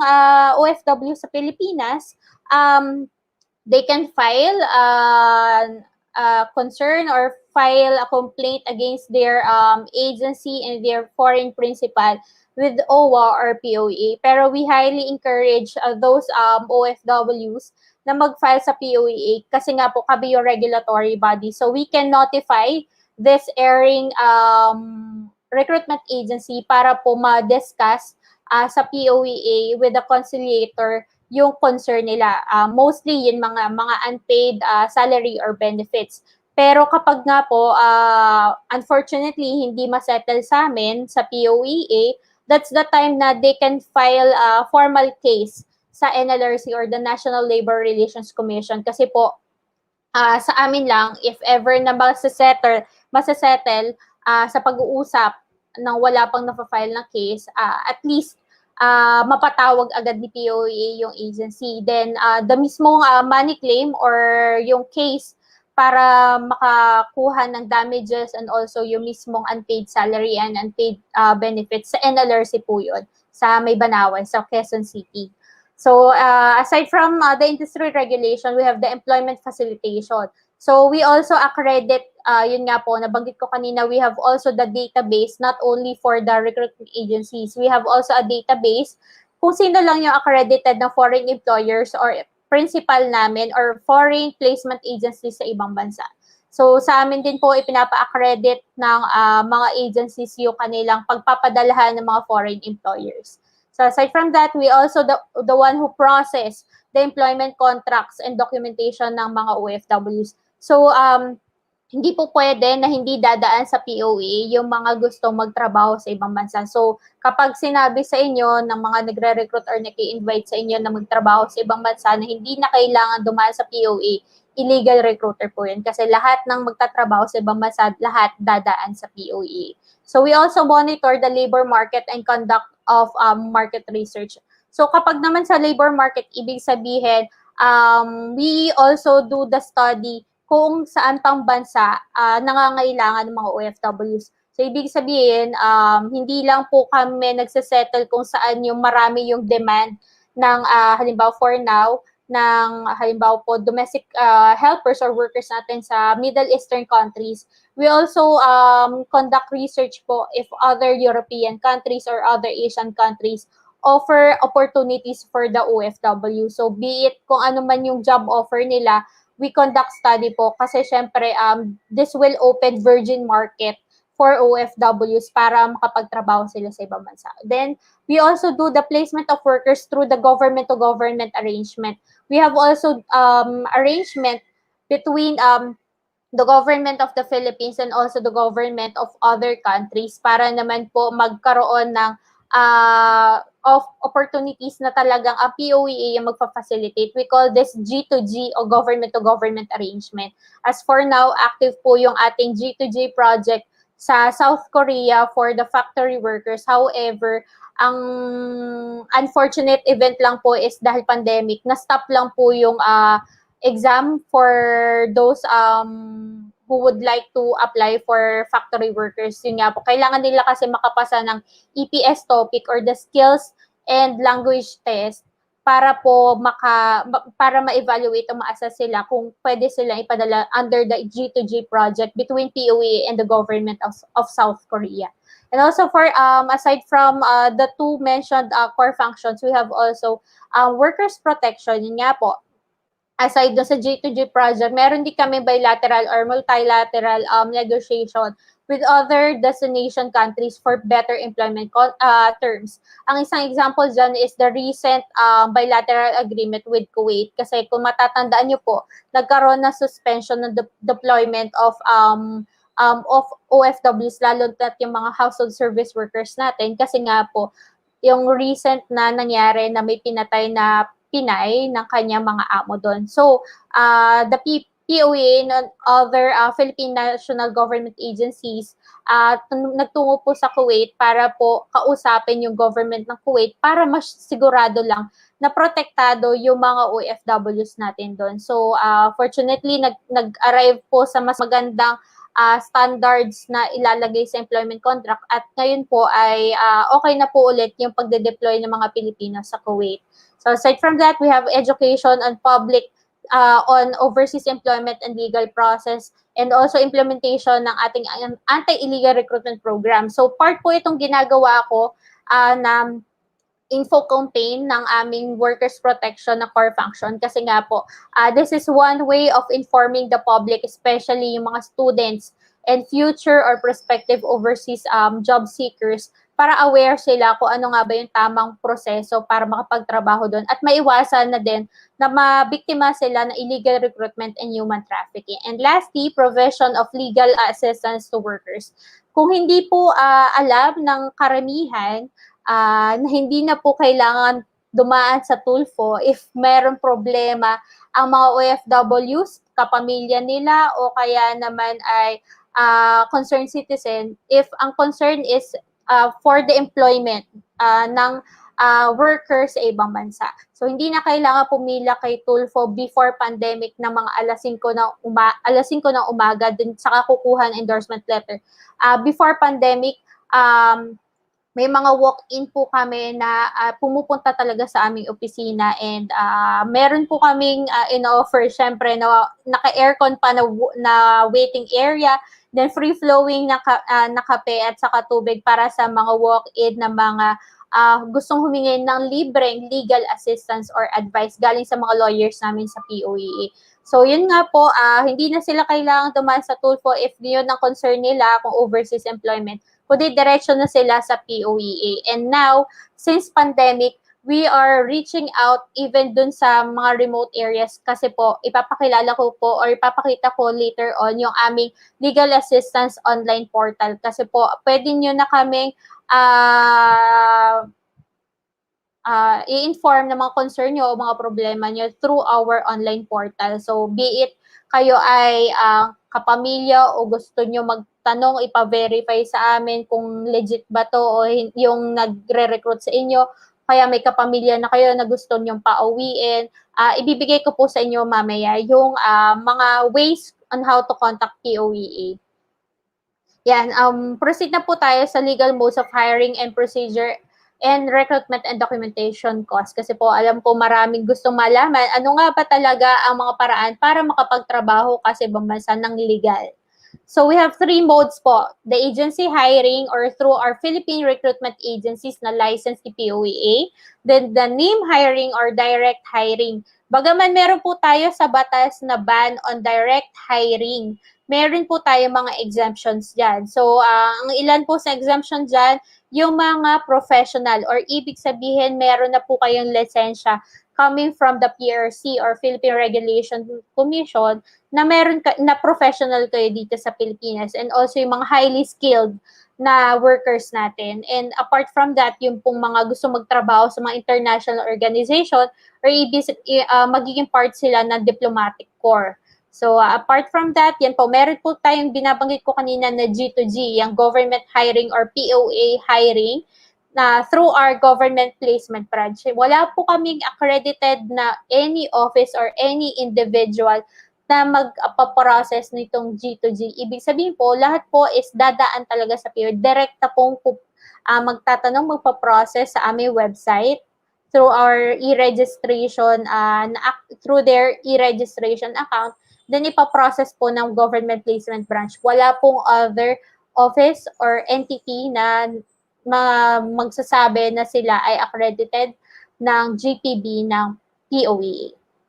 So for those who would like to be hired through a Philippine Recruitment Agency, yan po, i-verify nyo muna po sa amin sa POEA kung ang lisensya noong recruitment agency na nag-hire sa inyo, nagre-recruit sa inyo ay valid pa. Kasi po, ang pwede lang mag-recruit ay yung Philippine Recruitment Agency na may valid na status ng license. Hindi po pwede yung suspended, delisted, or canceled. Saan nyo po makikita yung status ng license ng Philippine Recruitment Agency? We made it public, yung pong database. So you can visit our website at www.poea.gov.ph.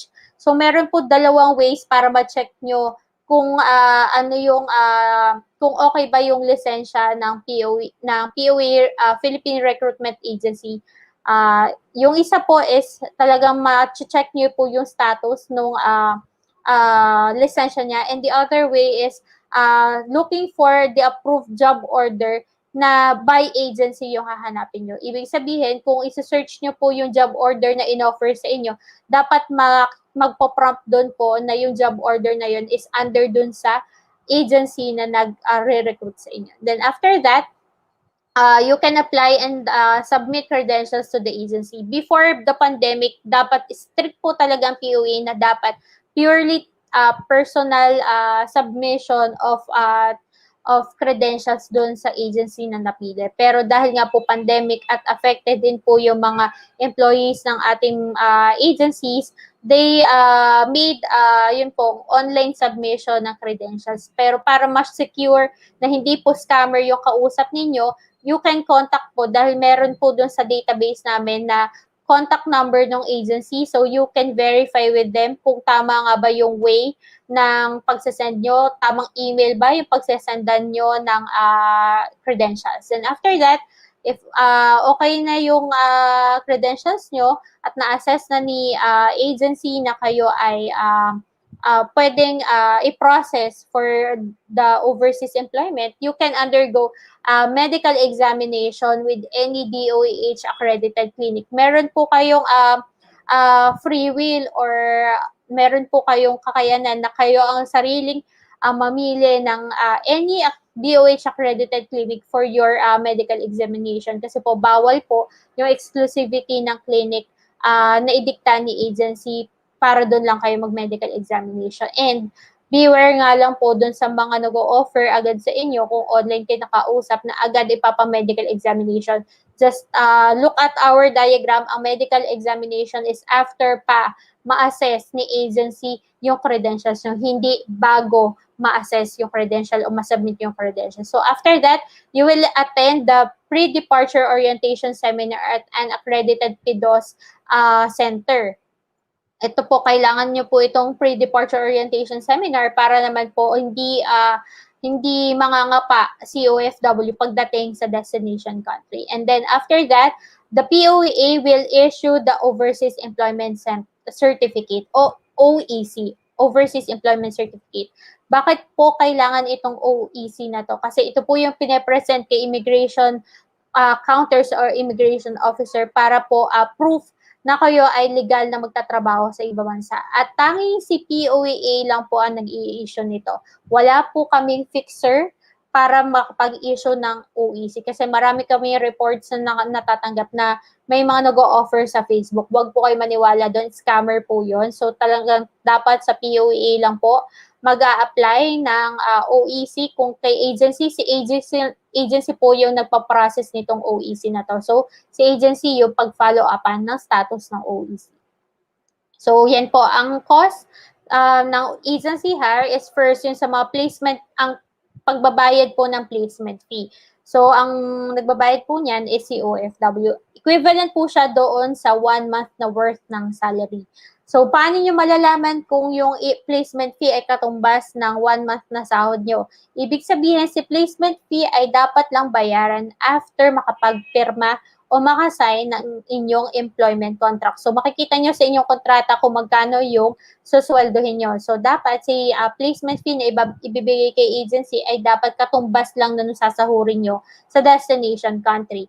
And may ilang dagdag na information lang po, if ang agency na pinag-applyan nyo ay VAT registered. So makikita nyo sa resibo na ng agency na siya ay VAT registered. So meron pa pong dagdag na 12% na value added tax na i-shoulder din ni OFW apart from the 1 month worth na salary. So aside from that, yan po, may processing fee na babayaran na 200 peso for the POEA, O1 na $25, PhilHealth na 2,400, Pag-ibig contribution na 200 pesos per month.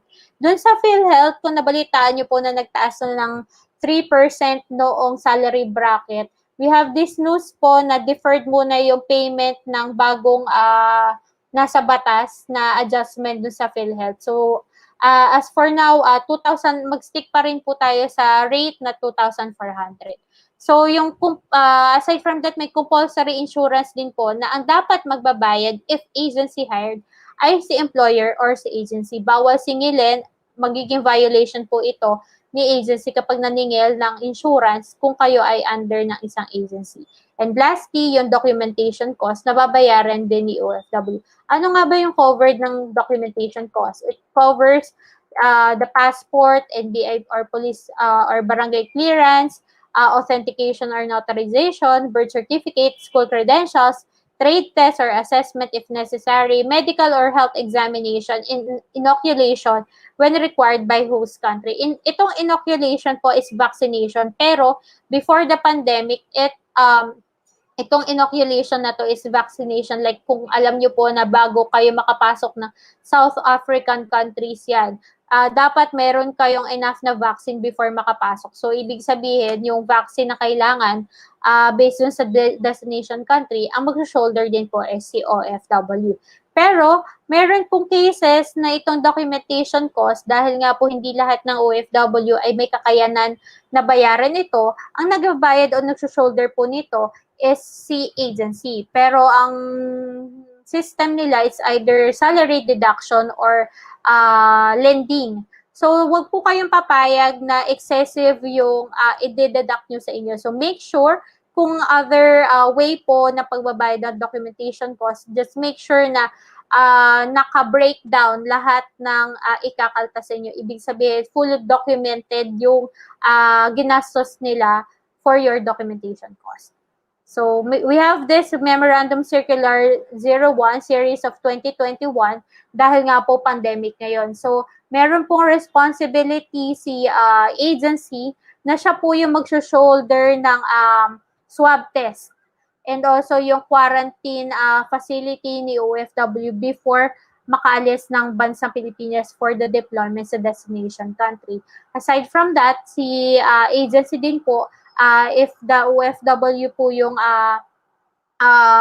pagdating po sa destination country, siya din po yung bahala doon sa magiging health protocol doon. Like yung kung may quarantine din po, si agency po yung sasagot nito. And for other modes na po ng hiring, kung kagaya ng name hire and also the G2G, ang sumasagot po ng ganitong health protocol is madalas ay si employer. Kaso, yung pong maraming concern na mga pagdating doon ay wala pang sahod. Ang gusto ng mga OFW ay pagdating doon habang naka-quarantine ay sasahod agad. Sad to say na kaya nga po shoulder ng employer nila yung lahat ng gagastusin dahil ng pandemic po ngayon, lahat ng gagastusin during the quarantine, yun na po yung magko-cover dun sa supposedly sa sweldohin nyo na pagdating yun ng destination country. So, hindi po to dapat double compensation na habang quarantine, sinagot na nga ni employer ay hihingi pa ng sahod pagdating doon. So, yan po. So, as of May 28, 2021, according to the IATF, yung pong mga OFWs na madedeploy within the next 4 months, kabilang na po siya sa priority na A1. So, ang ano lang po dito, dapat madedeploy si OFW within the next 4 months. Dahil alam niyo nga po, na before matapos syempre yung vaccination process, di ba po, for Sinovac 1 month and also sa Pfizer, sa Astra 3 months. So kaya po ito yung 4 months is para po doon sa binanggit ng IATF. So yan, mode of hiring for household service workers, dapat po yung mga first time na ide-deploy as HSW sa mga domestic helpers or workers natin is through Philippine recruitment agencies. Bawal po yung direct hiring. Ang merong exemption lang po yun if HSW na i-hire ng diplomatic corps, ng international organization, government officials, o kaya naman po yung mga permanent kamag-anak o kakilala na permanent resident ng destination country. So, yung policy po natin, ang dapat ma-hire na HSW ay dapat 23 years old pataas. Bawal po yung below 23 na HSW. Ang minimum monthly salary is $400 and wala pong placement fee para sa mga HSWs. Meron sila individually verified contract. Meron din pong required na NC2 certificate from TESDA accredited training centers. May OWA language and culture orientation. So, for the information of all, wala pong OFW na naalis ng bansang Pilipinas na walang skills. So kahit po HSW, kailangan po nilang merong NC2 certificate galing sa TESA Accredited Training Center.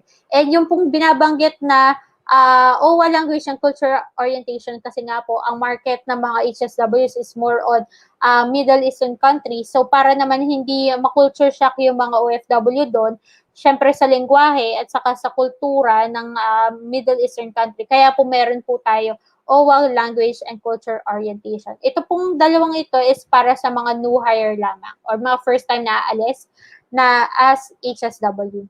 Next. Yan, if mga second timer na po, hindi na po required talaga yung NC2 certificate. Pwede na po yung information sheet. Ibig sabihin, information sheet, meron na kayong previous na overseas work experience, and also pwede na rin yung certificate ng training galing sa inyong training center. And ito naman po, for the name or direct hire, yan po.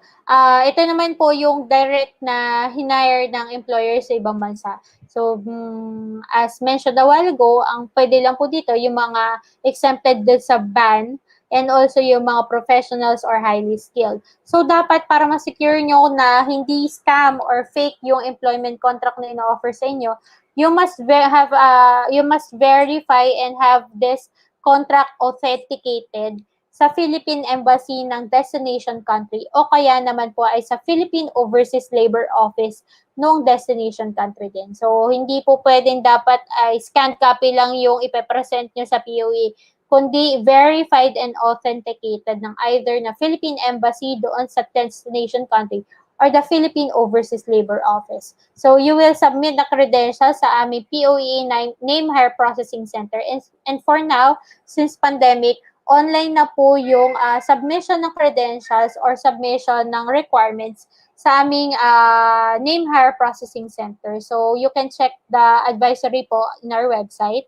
And also, yun nga, after po nun, mag-undergo ng medical examination and at any DOH accredited clinic, then mag-a-attend ng pre-departure orientation seminar, and lastly, magpapa-issue na po ng OEC. So, ngayon po, online na din po yung issuance ng OEC ng POEA.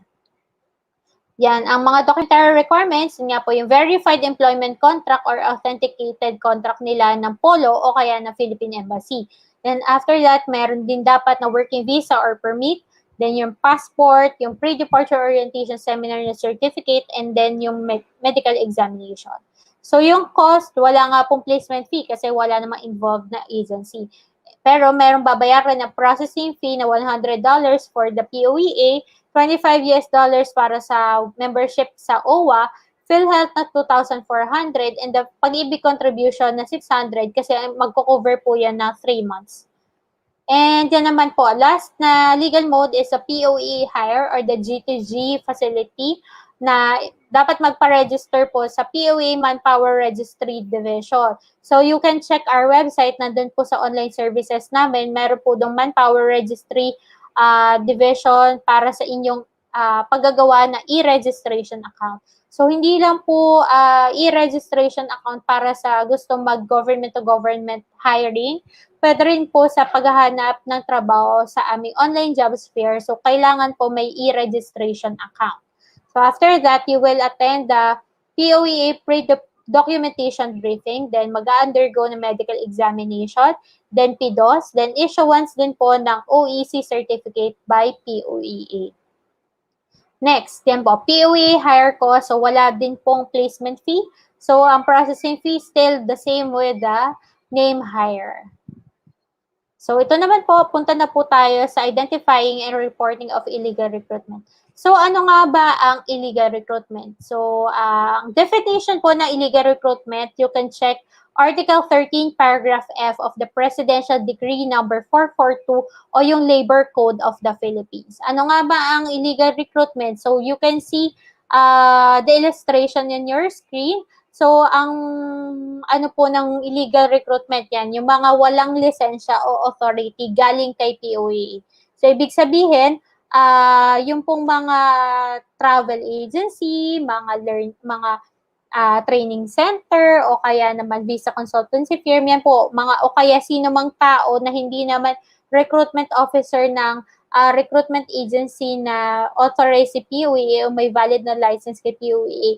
Bagaman kayo ay tumanggap ng pera o hindi, pwede pong makasuhan ng illegal recruitment. So kahit simpleng tao na nag-refer, yan, possible na ma-file ng illegal recruitment case. So meron po tayong mnemonic para matandaan nyo: ketchup crop, canvassing, enlisting, transporting, contracting, hiring, utilizing, procuring, contract services, referring, advertising, promising. Bakit naka-highlight yung 5 dito po sa screen nyo? Kasi ito yung common na nagagawa ng mga illegal recruiters ngayon. Be it, yun nga po, sa batas natin, ignorance of the law excuses no one. So, hindi po excuse na hindi nyo pala alam na yung pagtulong sa tao na mai-refer sa recruitment agency ay kapag kayo ay ordinaryong tao ay pwede na kayo makasuhan ng illegal recruitment dahil nag-refer kayo. O kaya naman nag-advertise kayo sa inyong social media, pwede din kayo makasuhan ng illegal recruitment. O kaya nangako kayo, ang madalas na nangangako ay mga sa report po namin, mga OFWs. So kahit kayo OFWs na gusto nyo lang tumulong sa kapwa kababayan ninyo, kapwa Pilipino ninyo, na ma-hire ng foreign employer nyo sa ibang bansa, dahil wala nga po kayong lisensya galing kay POA o authority na mag-recruit, yung pagpapromise nyo ng overseas employment, pwede kayo makasuhan ng illegal recruitment.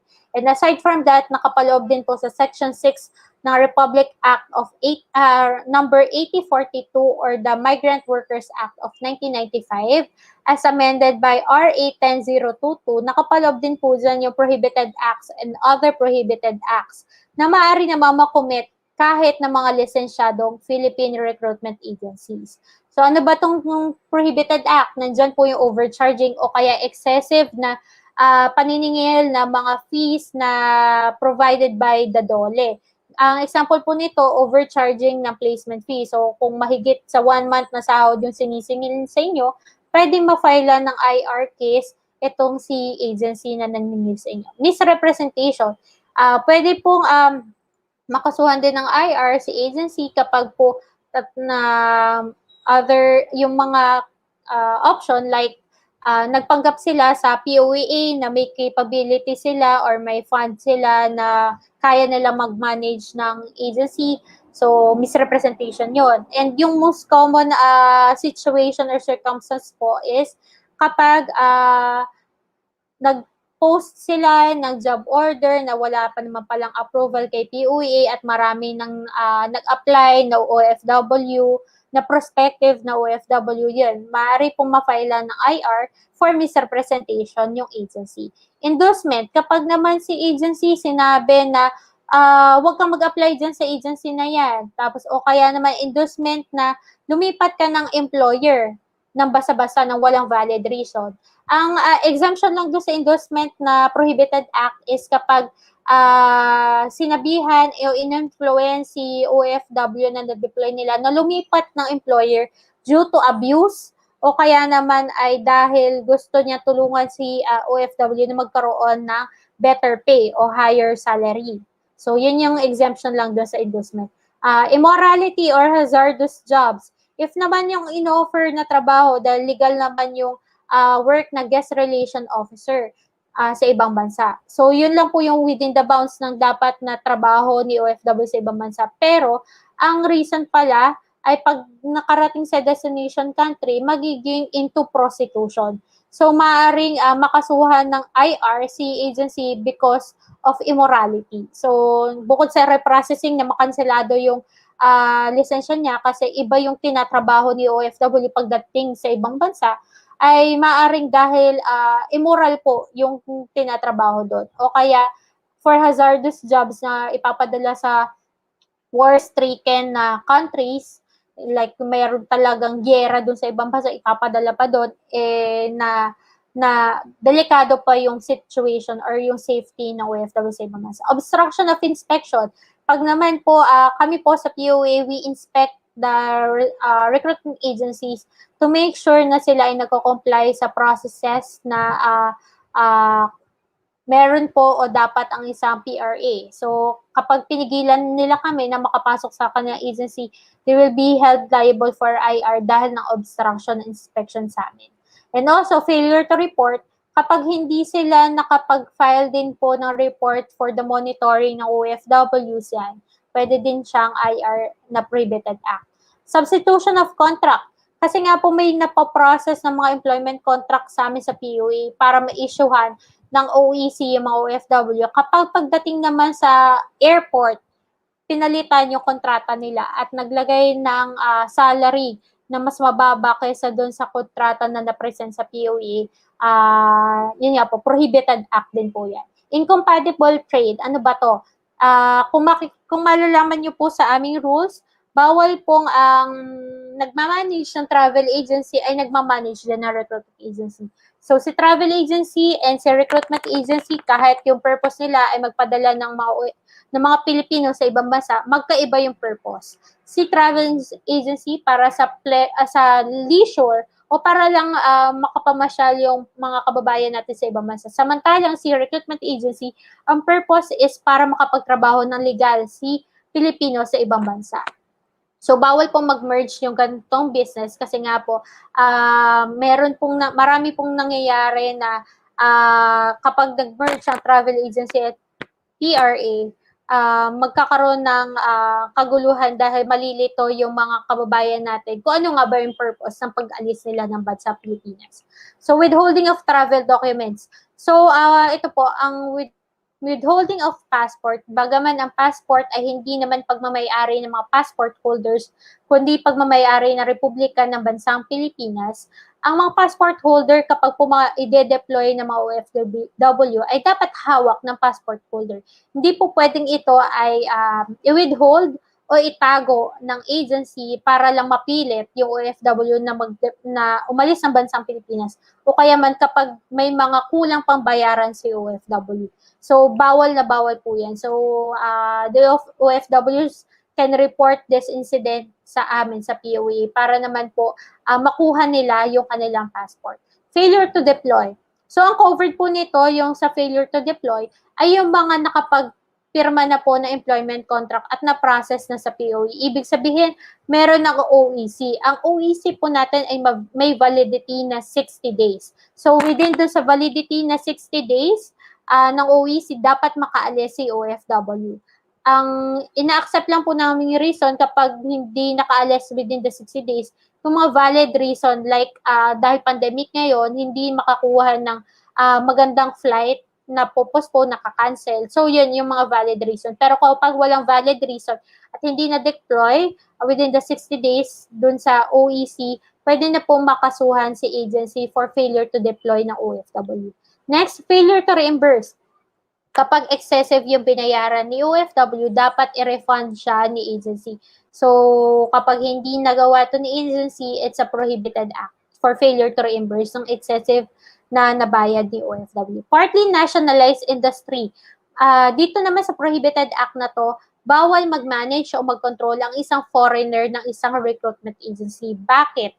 Kasi po ang isang foreigner, hindi po nila alam kung ano ang ikabubuti ng mga Pilipino. So dapat, kapwa Pilipino dapat yung nagmamanage o nagko-control ng recruitment agency. Kasi tayo lang mga Pilipino ang merong alam kung ano ikabubuti ng kapwa nating Pilipino.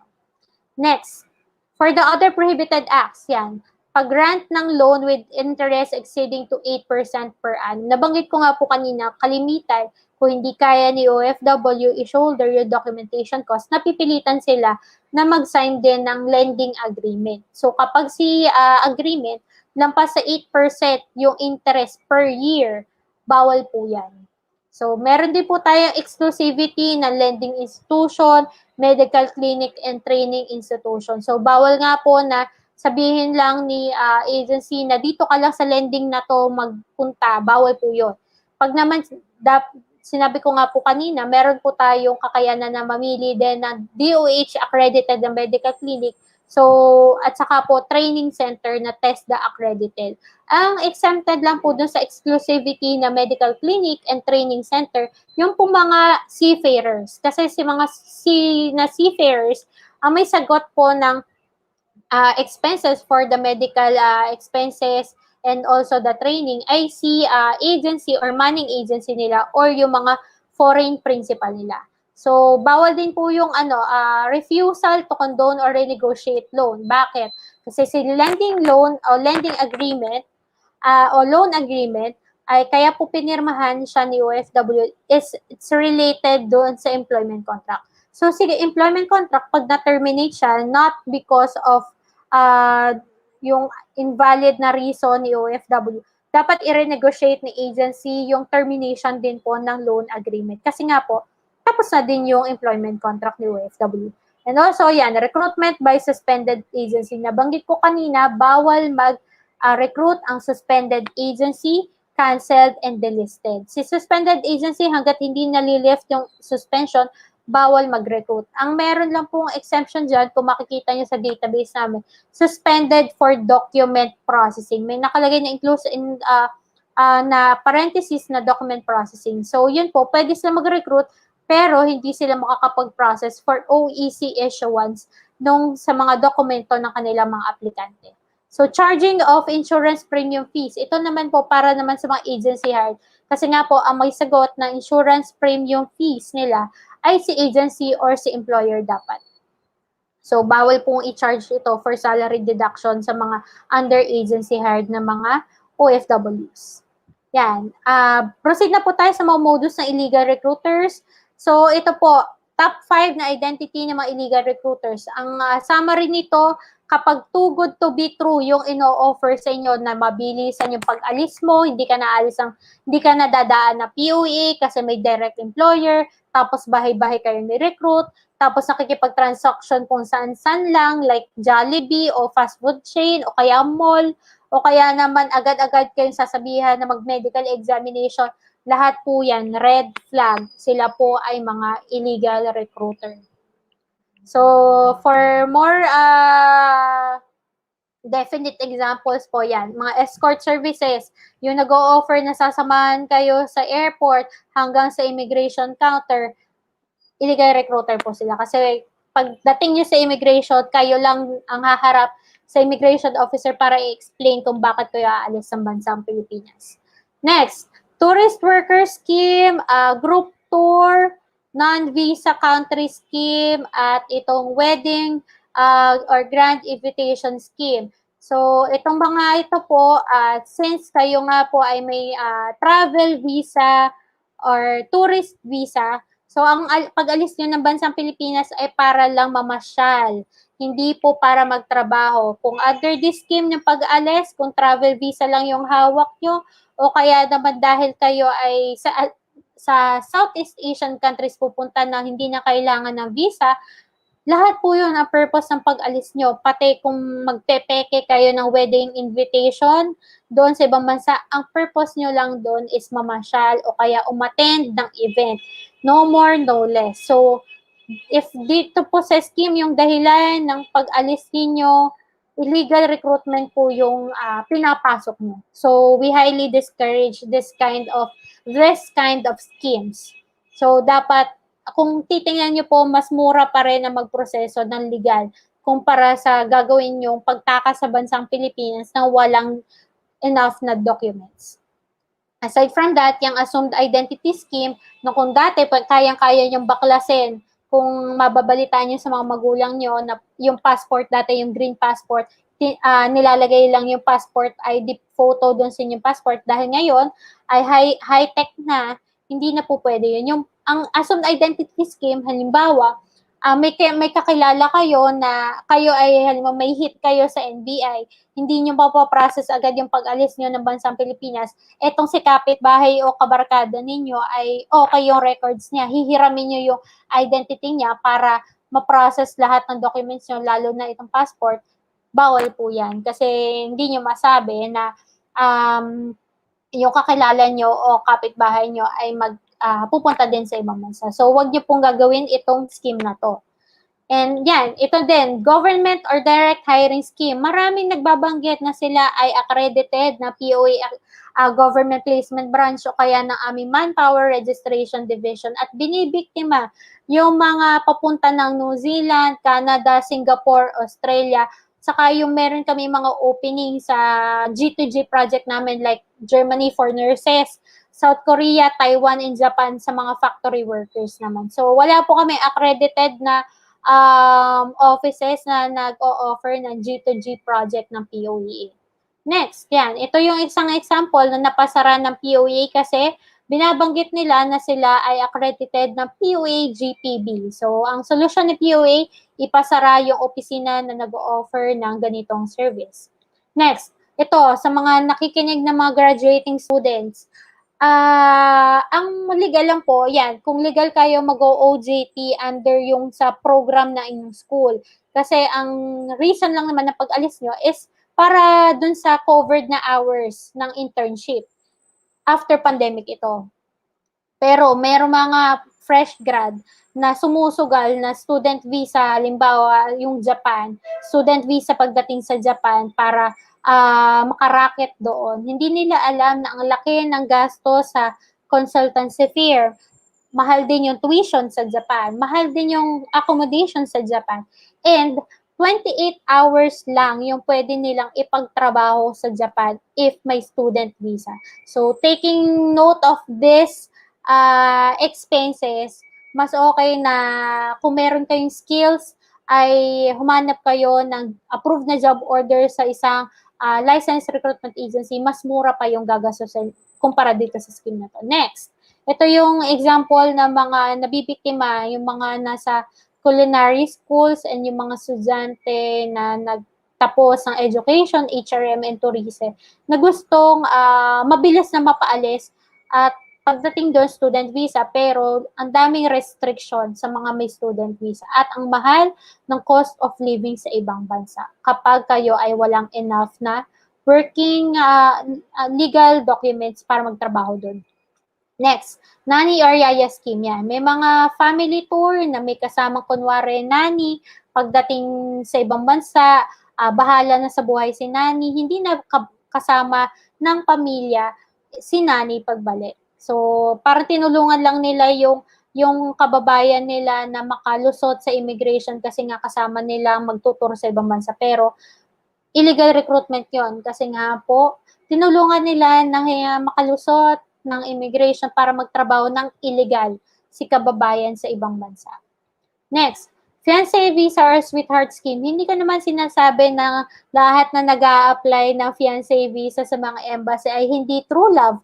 Pero may mga kababayan tayo na ginagawang excuse to para lang makapunta ng ibang bansa. Kunwari may boyfriend na foreigner, sasaman kay embassy para ma-issuehan agad-agad ng fiancé visa.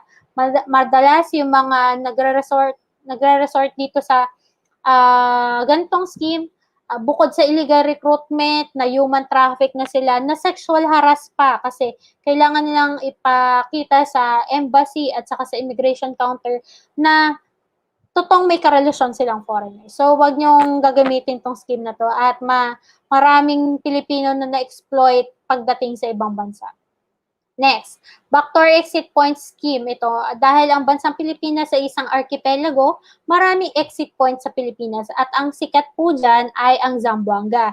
Dahil malapit siya sa mga Southeast Asian countries para makapagbangka lang si mga kababayan para makapagproseso ng dokumento nila. For example, sa Malaysia, para makapagtrabaho sila as HSWs sa Middle Eastern countries or European countries. So, wag magkukunwari na mamamangka at tawid ng Malaysia, kung hindi ay lagot sa immigration officer natin. Mahigpit na po yung mga immigration offices natin and ang iyakat natin or interagency council and against trafficking. Kasi pag nahuli kayo, ma-offload, ibig sabihin mako-confiscate si passport at mahihirapan na kayo makuha si passport kasi ipapaliwanag nyo kay DFA bakit na-offload kayo. So, ibig sabihin, mag-TTNT lang kayo doon. Next, tie-up or processing scheme. Bawal yung tie-up between an unlicensed entity and the licensed recruitment agency. So, bawal sabihin ni training center, ni travel agency, o ni visa consultancy firm na meron silang ka-tie-up na agency na pag nakapartner nila para matulungan kayo makaalis ng bansa Pilipinas. Same as the recruitment agency, bawal silang mag-recommend dahil partner nila si training center or language center para makaalis kayo. Bawal mag-tie up ang isang unlicensed and licensed agency.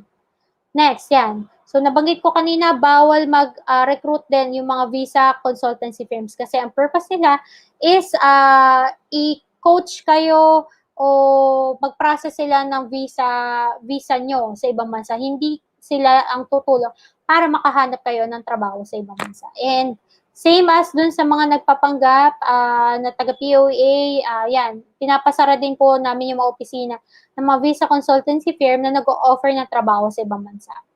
Next, make-believe or blind scheme. Ito naman, dahil lahat ay online ngayon, madaming magagaling mag-layout sa Photoshop na nailalagay yung stamp ng embassy ng Philippine Overseas Labor Office na ikakabit nila sa document, isa-send sa email, akala nyo totoo yung document na na-receive nyo. You can verify these documents with POA o kaya naman sa mga kasamahan natin sa Polo para ma-verify nila kung legit nga ba yung ino-offer na trabaho sa inyo. Kasi maraming nabubudol ng ganitong scheme.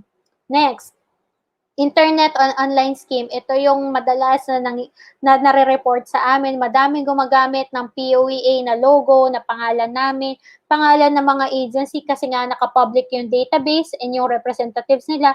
Kahit yung mga malalaking foreign company sa ibang bansa na kunwari magsasend sa inyo ng email, tapos manghihingi lang naman na worth 2,800 up to 3,500 na orientation fees, o kaya limited slot na fee, coaching fee. Tapos ipapadala nyo sa GCash, Palawan Express, Western Union, or LBC or Courier Services, or on any online remittance centers, kahit sa 7-Eleven pa yan. Sila po ay mga online scammer. So ito yung example ng mga marireceive kung ang mga estudyante natin ay nag-a-apply ng trabaho sa ibang bansa. May mga job portals na data leak yung information nyo, na kukuha yung email nyo at yung gusto nyo opportunity na maghahanap ng trabaho sa ibang bansa. Ang makikita nyo agad sa subject yan, final notice of, for example, July to August 2021 na Canada and United Kingdom deployment from yung pangalan ng agency kasi nga naka-public yung database namin. So nakukuha nila yan. Tapos makikita nyo, hihingan kayo agad ng pambayad ng 3,000 na seminar fee, tapos papadala sa remittance through GCash, Paymaya, o kaya 7-Eleven. Online scam po ito. Sad to say, hindi nyo ito pwedeng i-report sa amin kasi purely online yung nangyaring scam. Ang nag-handle nito ay anti-cybercrime group ng PNP o kaya ng NBI. So, kapag hindi ito counted po as illegal recruitment kasi purely online yung naging transaction. Next, ito yung common sa Facebook na madami Facebook groups, Facebook pages, na yan, ginamit na yung logo namin, tapos nagpo-post ng job opportunities. Please take note na ang lahat ng job opportunities ng mga recruitment agencies makikita sa aming website lang, wala sa Facebook. So, kahit kayo ay may free na mobile data sa Facebook, mag-ano naman kayo ng kahit ilang Mbps para mag-visit yung aming website para makita nyo yung legit talaga na job opportunities. Next. Ito yung example ng mga nagkunwari na taga-POA. Bagaman kami po ay taga-POA, ako po ay empleyado ng POA, hindi po ako authorized or licensed ni POA na mag-recruit o mag-offer ng trabaho sa ibang bansa. Itong mga to, nagpanggap na taga-POA, nagsasabi na kaya nilang tulungan kayo for direct hire, tapos makikipagtagpo sa Jollibee, Pedro Hill, dito sa Maynila.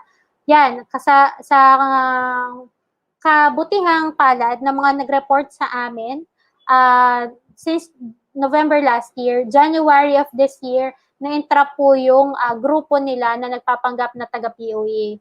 So, sila ay naharap ngayon ng case ng illegal recruitment committed by a syndicate kasi sila po ay lampas na tatlo na recruiter and committed against sila po ay large scale din kasi committed against 3 or more victims. And sad to say, ang mga nabiktima nitong mga taong ito ay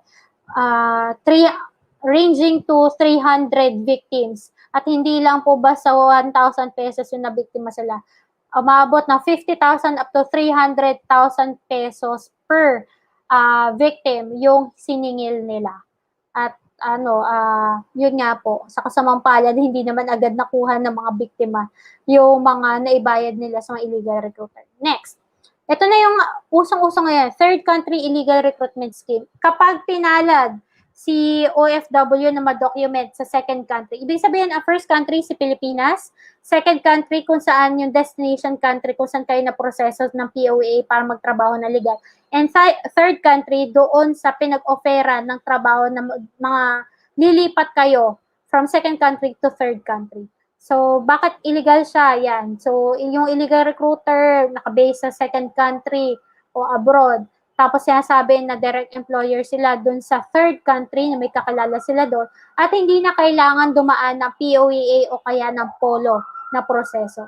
So, para maintindihan ng lahat kung ano yung ibig kong sabihin, hindi ko sure kung napanood nyo na itong movie na to, pero available na siya sa Netflix. Yung Hello, Love, Goodbye ni Catherine at ni Alden. Kwento ni Joy at ni Ethan. Pero yung third country recruitment nangyari lang kay Joy. Kasi si Joy ay legally processed as household service worker ng POA papuntang Hong Kong. Si Ethan naman, nagtatrabaho siya doon kasi magkakaroon na siya ng citizenship sa Hong Kong. So, yung third country recruitment, paano nangyari? Kung tandaan nyo, si Joy ay nag-apply o inofera ng isang visa consultancy firm sa Hong Kong para makapagtrabaho as registered nurse kasi siya ay RN sa Pilipinas para magtrabaho siya as RN sa Canada. So, si Canada yung third country. Ang illegal na nangyari sa kanya kasi hindi naman accredited ng POA, si visa consultancy firm, illegal na agad yun.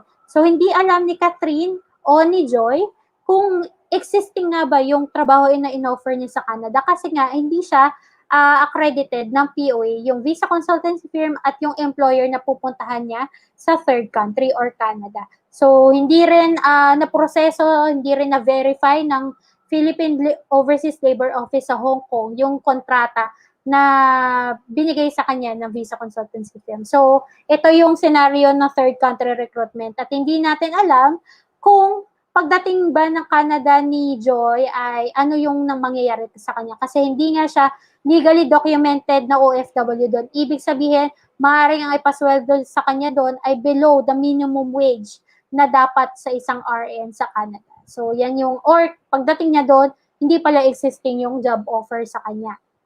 So, yan lang po yung, yan, ito yung maaaring magiging ending ni Joy kung nakarating siya ng Canada.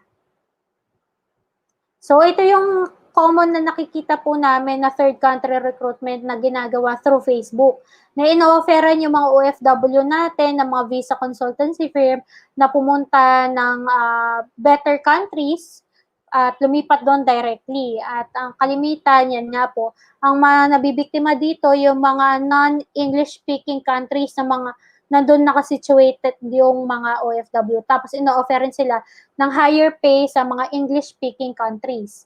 So, yan. Ito yung mga visa consultancy firms na red flag agad na illegal sila nagre-recruit ng mga OFWs natin. So, last topic na tayo, 10 reminders to avoid illegal recruitment. Unang-una, huwag basta maniwala sa mga advertisement at job post na nakikita nyo sa Facebook na agad nanghihingi ng pera. So, bawal yan. Illegal po yan. Scam po yun.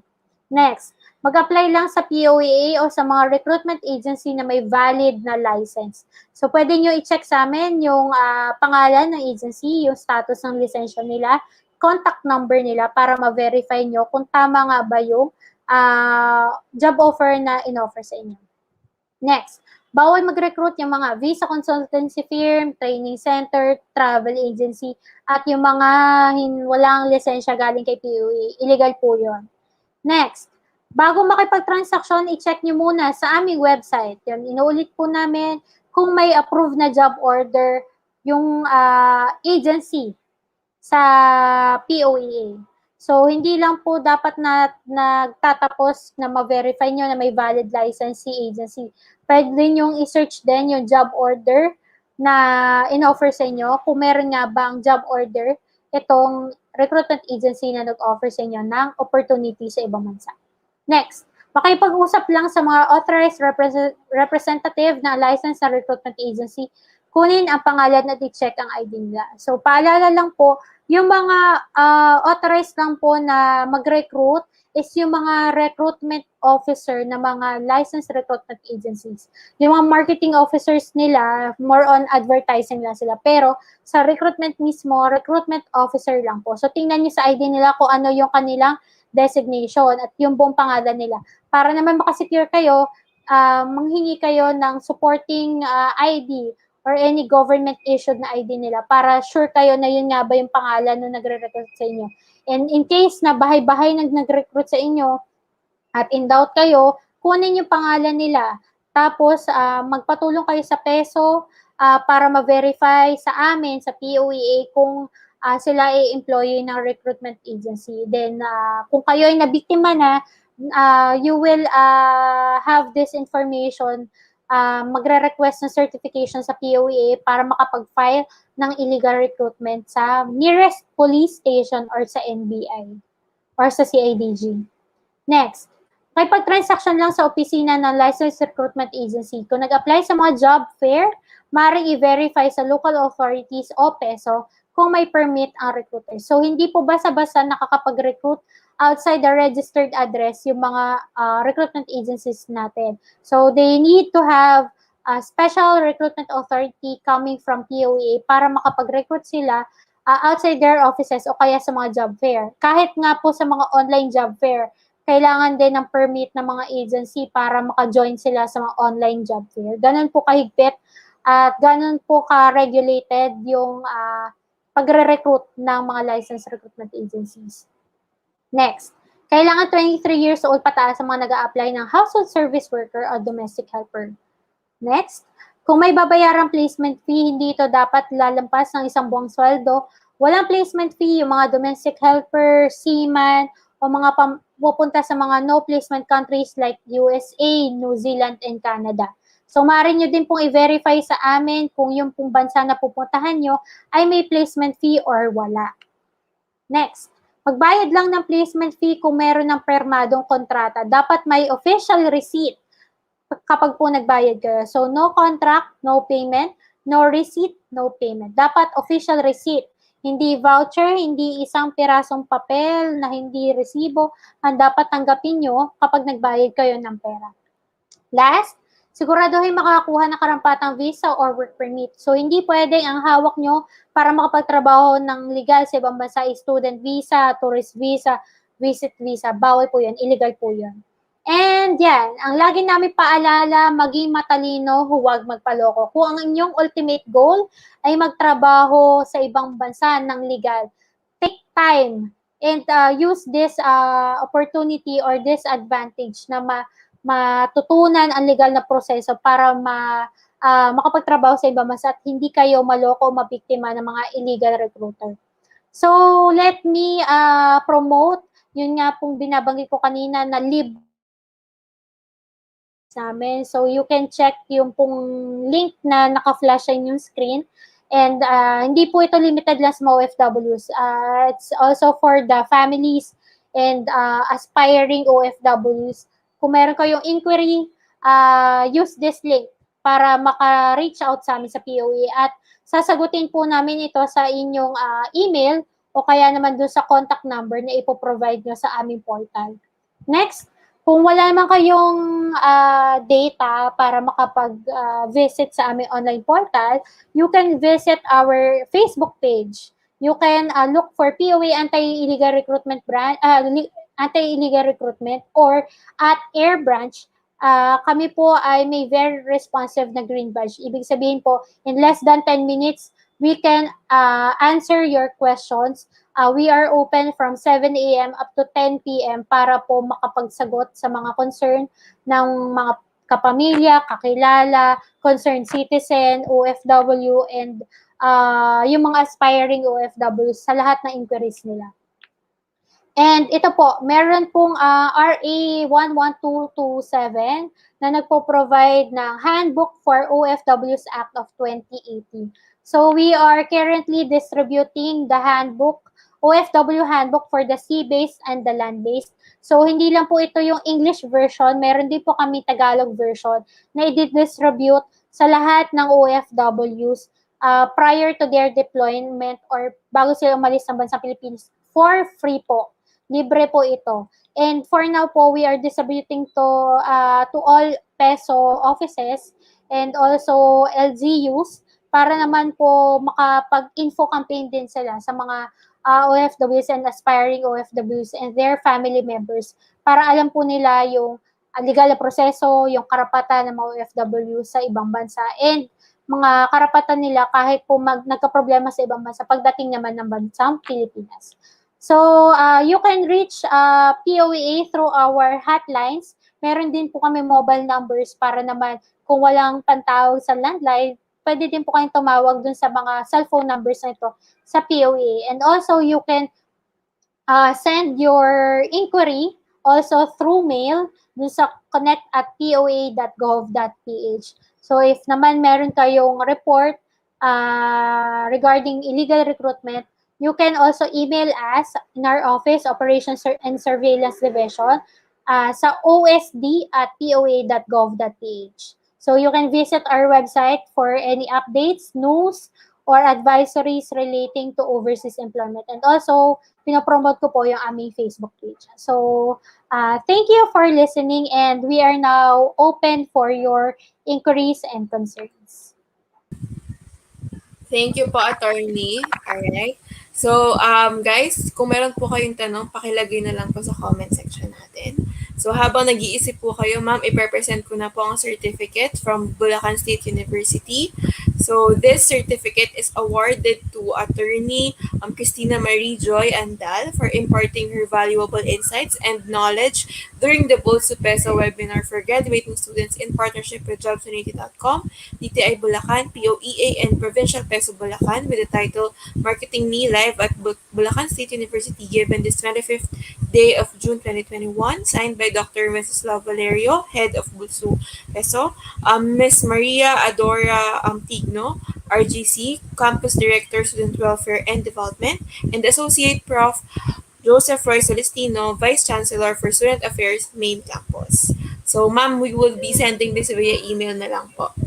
Thank you. Ayan. So, Ms. Christina, I think we've done, we've covered most questions from our audience. So, attorney, thank you po again for lending your time with us this afternoon. Thank you po. Thank you, Ms. Shari. Stay safe, ma'am. All right. So, we will be flashing the evaluation link on the screen, and we will also put it on the comment section for you guys to secure your attendance. To officially close this session for today, ayan yung evaluation link natin.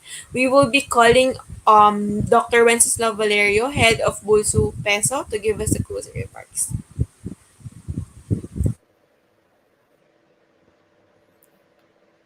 Hi, sir. Good morning po. Good afternoon po.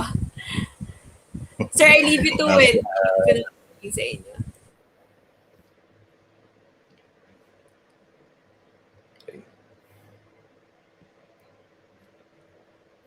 Okay, ma'am. Thank you, ma'am Shari. No? Good afternoon. So medyo hinapa na rin tayo pero napaka na naman, very informative yung ating naging webinar. So talagang napakaraming natutunan ng ating mga graduating students dito sa BulSU. No? Permission to post permission nga pala to shout out sa mga estudyante namin, no, sa BulSU, especially doon sa College of Industrial Technology, no, sa mga major ng electrical, no, food tech department, ECT, yan, mga yan. Matyagang nagano sa atin, tumutok sa ating webinar. Okay. Okay, thank you so much for your time on attending our webinar entitled Marketing Me Live. So we've been doing this for more than a year already, you know, and we really need to adapt to the new normal. So it is now a necessity and relevant to give insights on virtual interviews, online applications, youth entrepreneurship development to cope up with this stressful time. So another is labor education for graduating students and anti-illegal recruitment. Despite doing this for more than a year already, we hope you still support us on our upcoming webinars and programs to brace yourself in the battle of the new normal. Okay? So in behalf of the BulSU administrative officials headed by our dear President, Dr. Cecilia Navasero S. Gascon, and the whole team of Student Affairs and Services, I would like to thank you for choosing to spend your time with us, and I hope you gain tips on what to prepare for an online interview, develop your entrepreneurship skills, and familiarize with DOLES and POA services on employment rights. Thank you, Vice Chancellor Professor Joseph Roy F. Celestino, Student Welfare Campus Director Ma'am Doris Tigno, for the support. Mr. Kim Chua, of course, Managing Director of Jobs 180, for this fruitful partnership. Mr. Richard Dominic Regidor, Talent Acquisition Team Leader from Stellar, Ms. Cathy Claire Velasquez, Recruitment Supervisor, CDO Foodsphere, Ma'am Charis Mirabeles, DTI Bulacan, and Sir Larry Villanueva from Dole.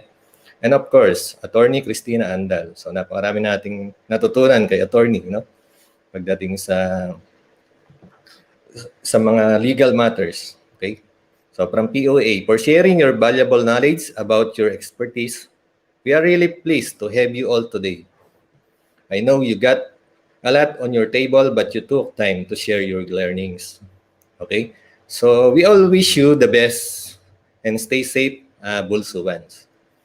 Okay, don't forget to fill up the evaluation form, graduating students. So please fill up our evaluation form for e-certificate, and don't forget to follow our page BulSU Peso and jobs180.com for any updates.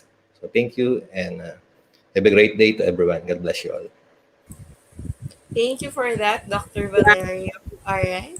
So, sir, in behalf of our team, jobs180.com, we also thank your officer for continuously supporting our services po. Salamat po ng marami, sir. Okay, thank you. Have a Thank you, good ma'am. afternoon po. Stay safe, sir. Ayan. So, please watch out, guys, for the next set of webinars that we're hosting for the next week. So, you can check our Facebook page for the topics that will be discussed, and you're welcome to join in those sessions. On behalf of Jobs 180 team, thank you and congratulations to all of our graduates.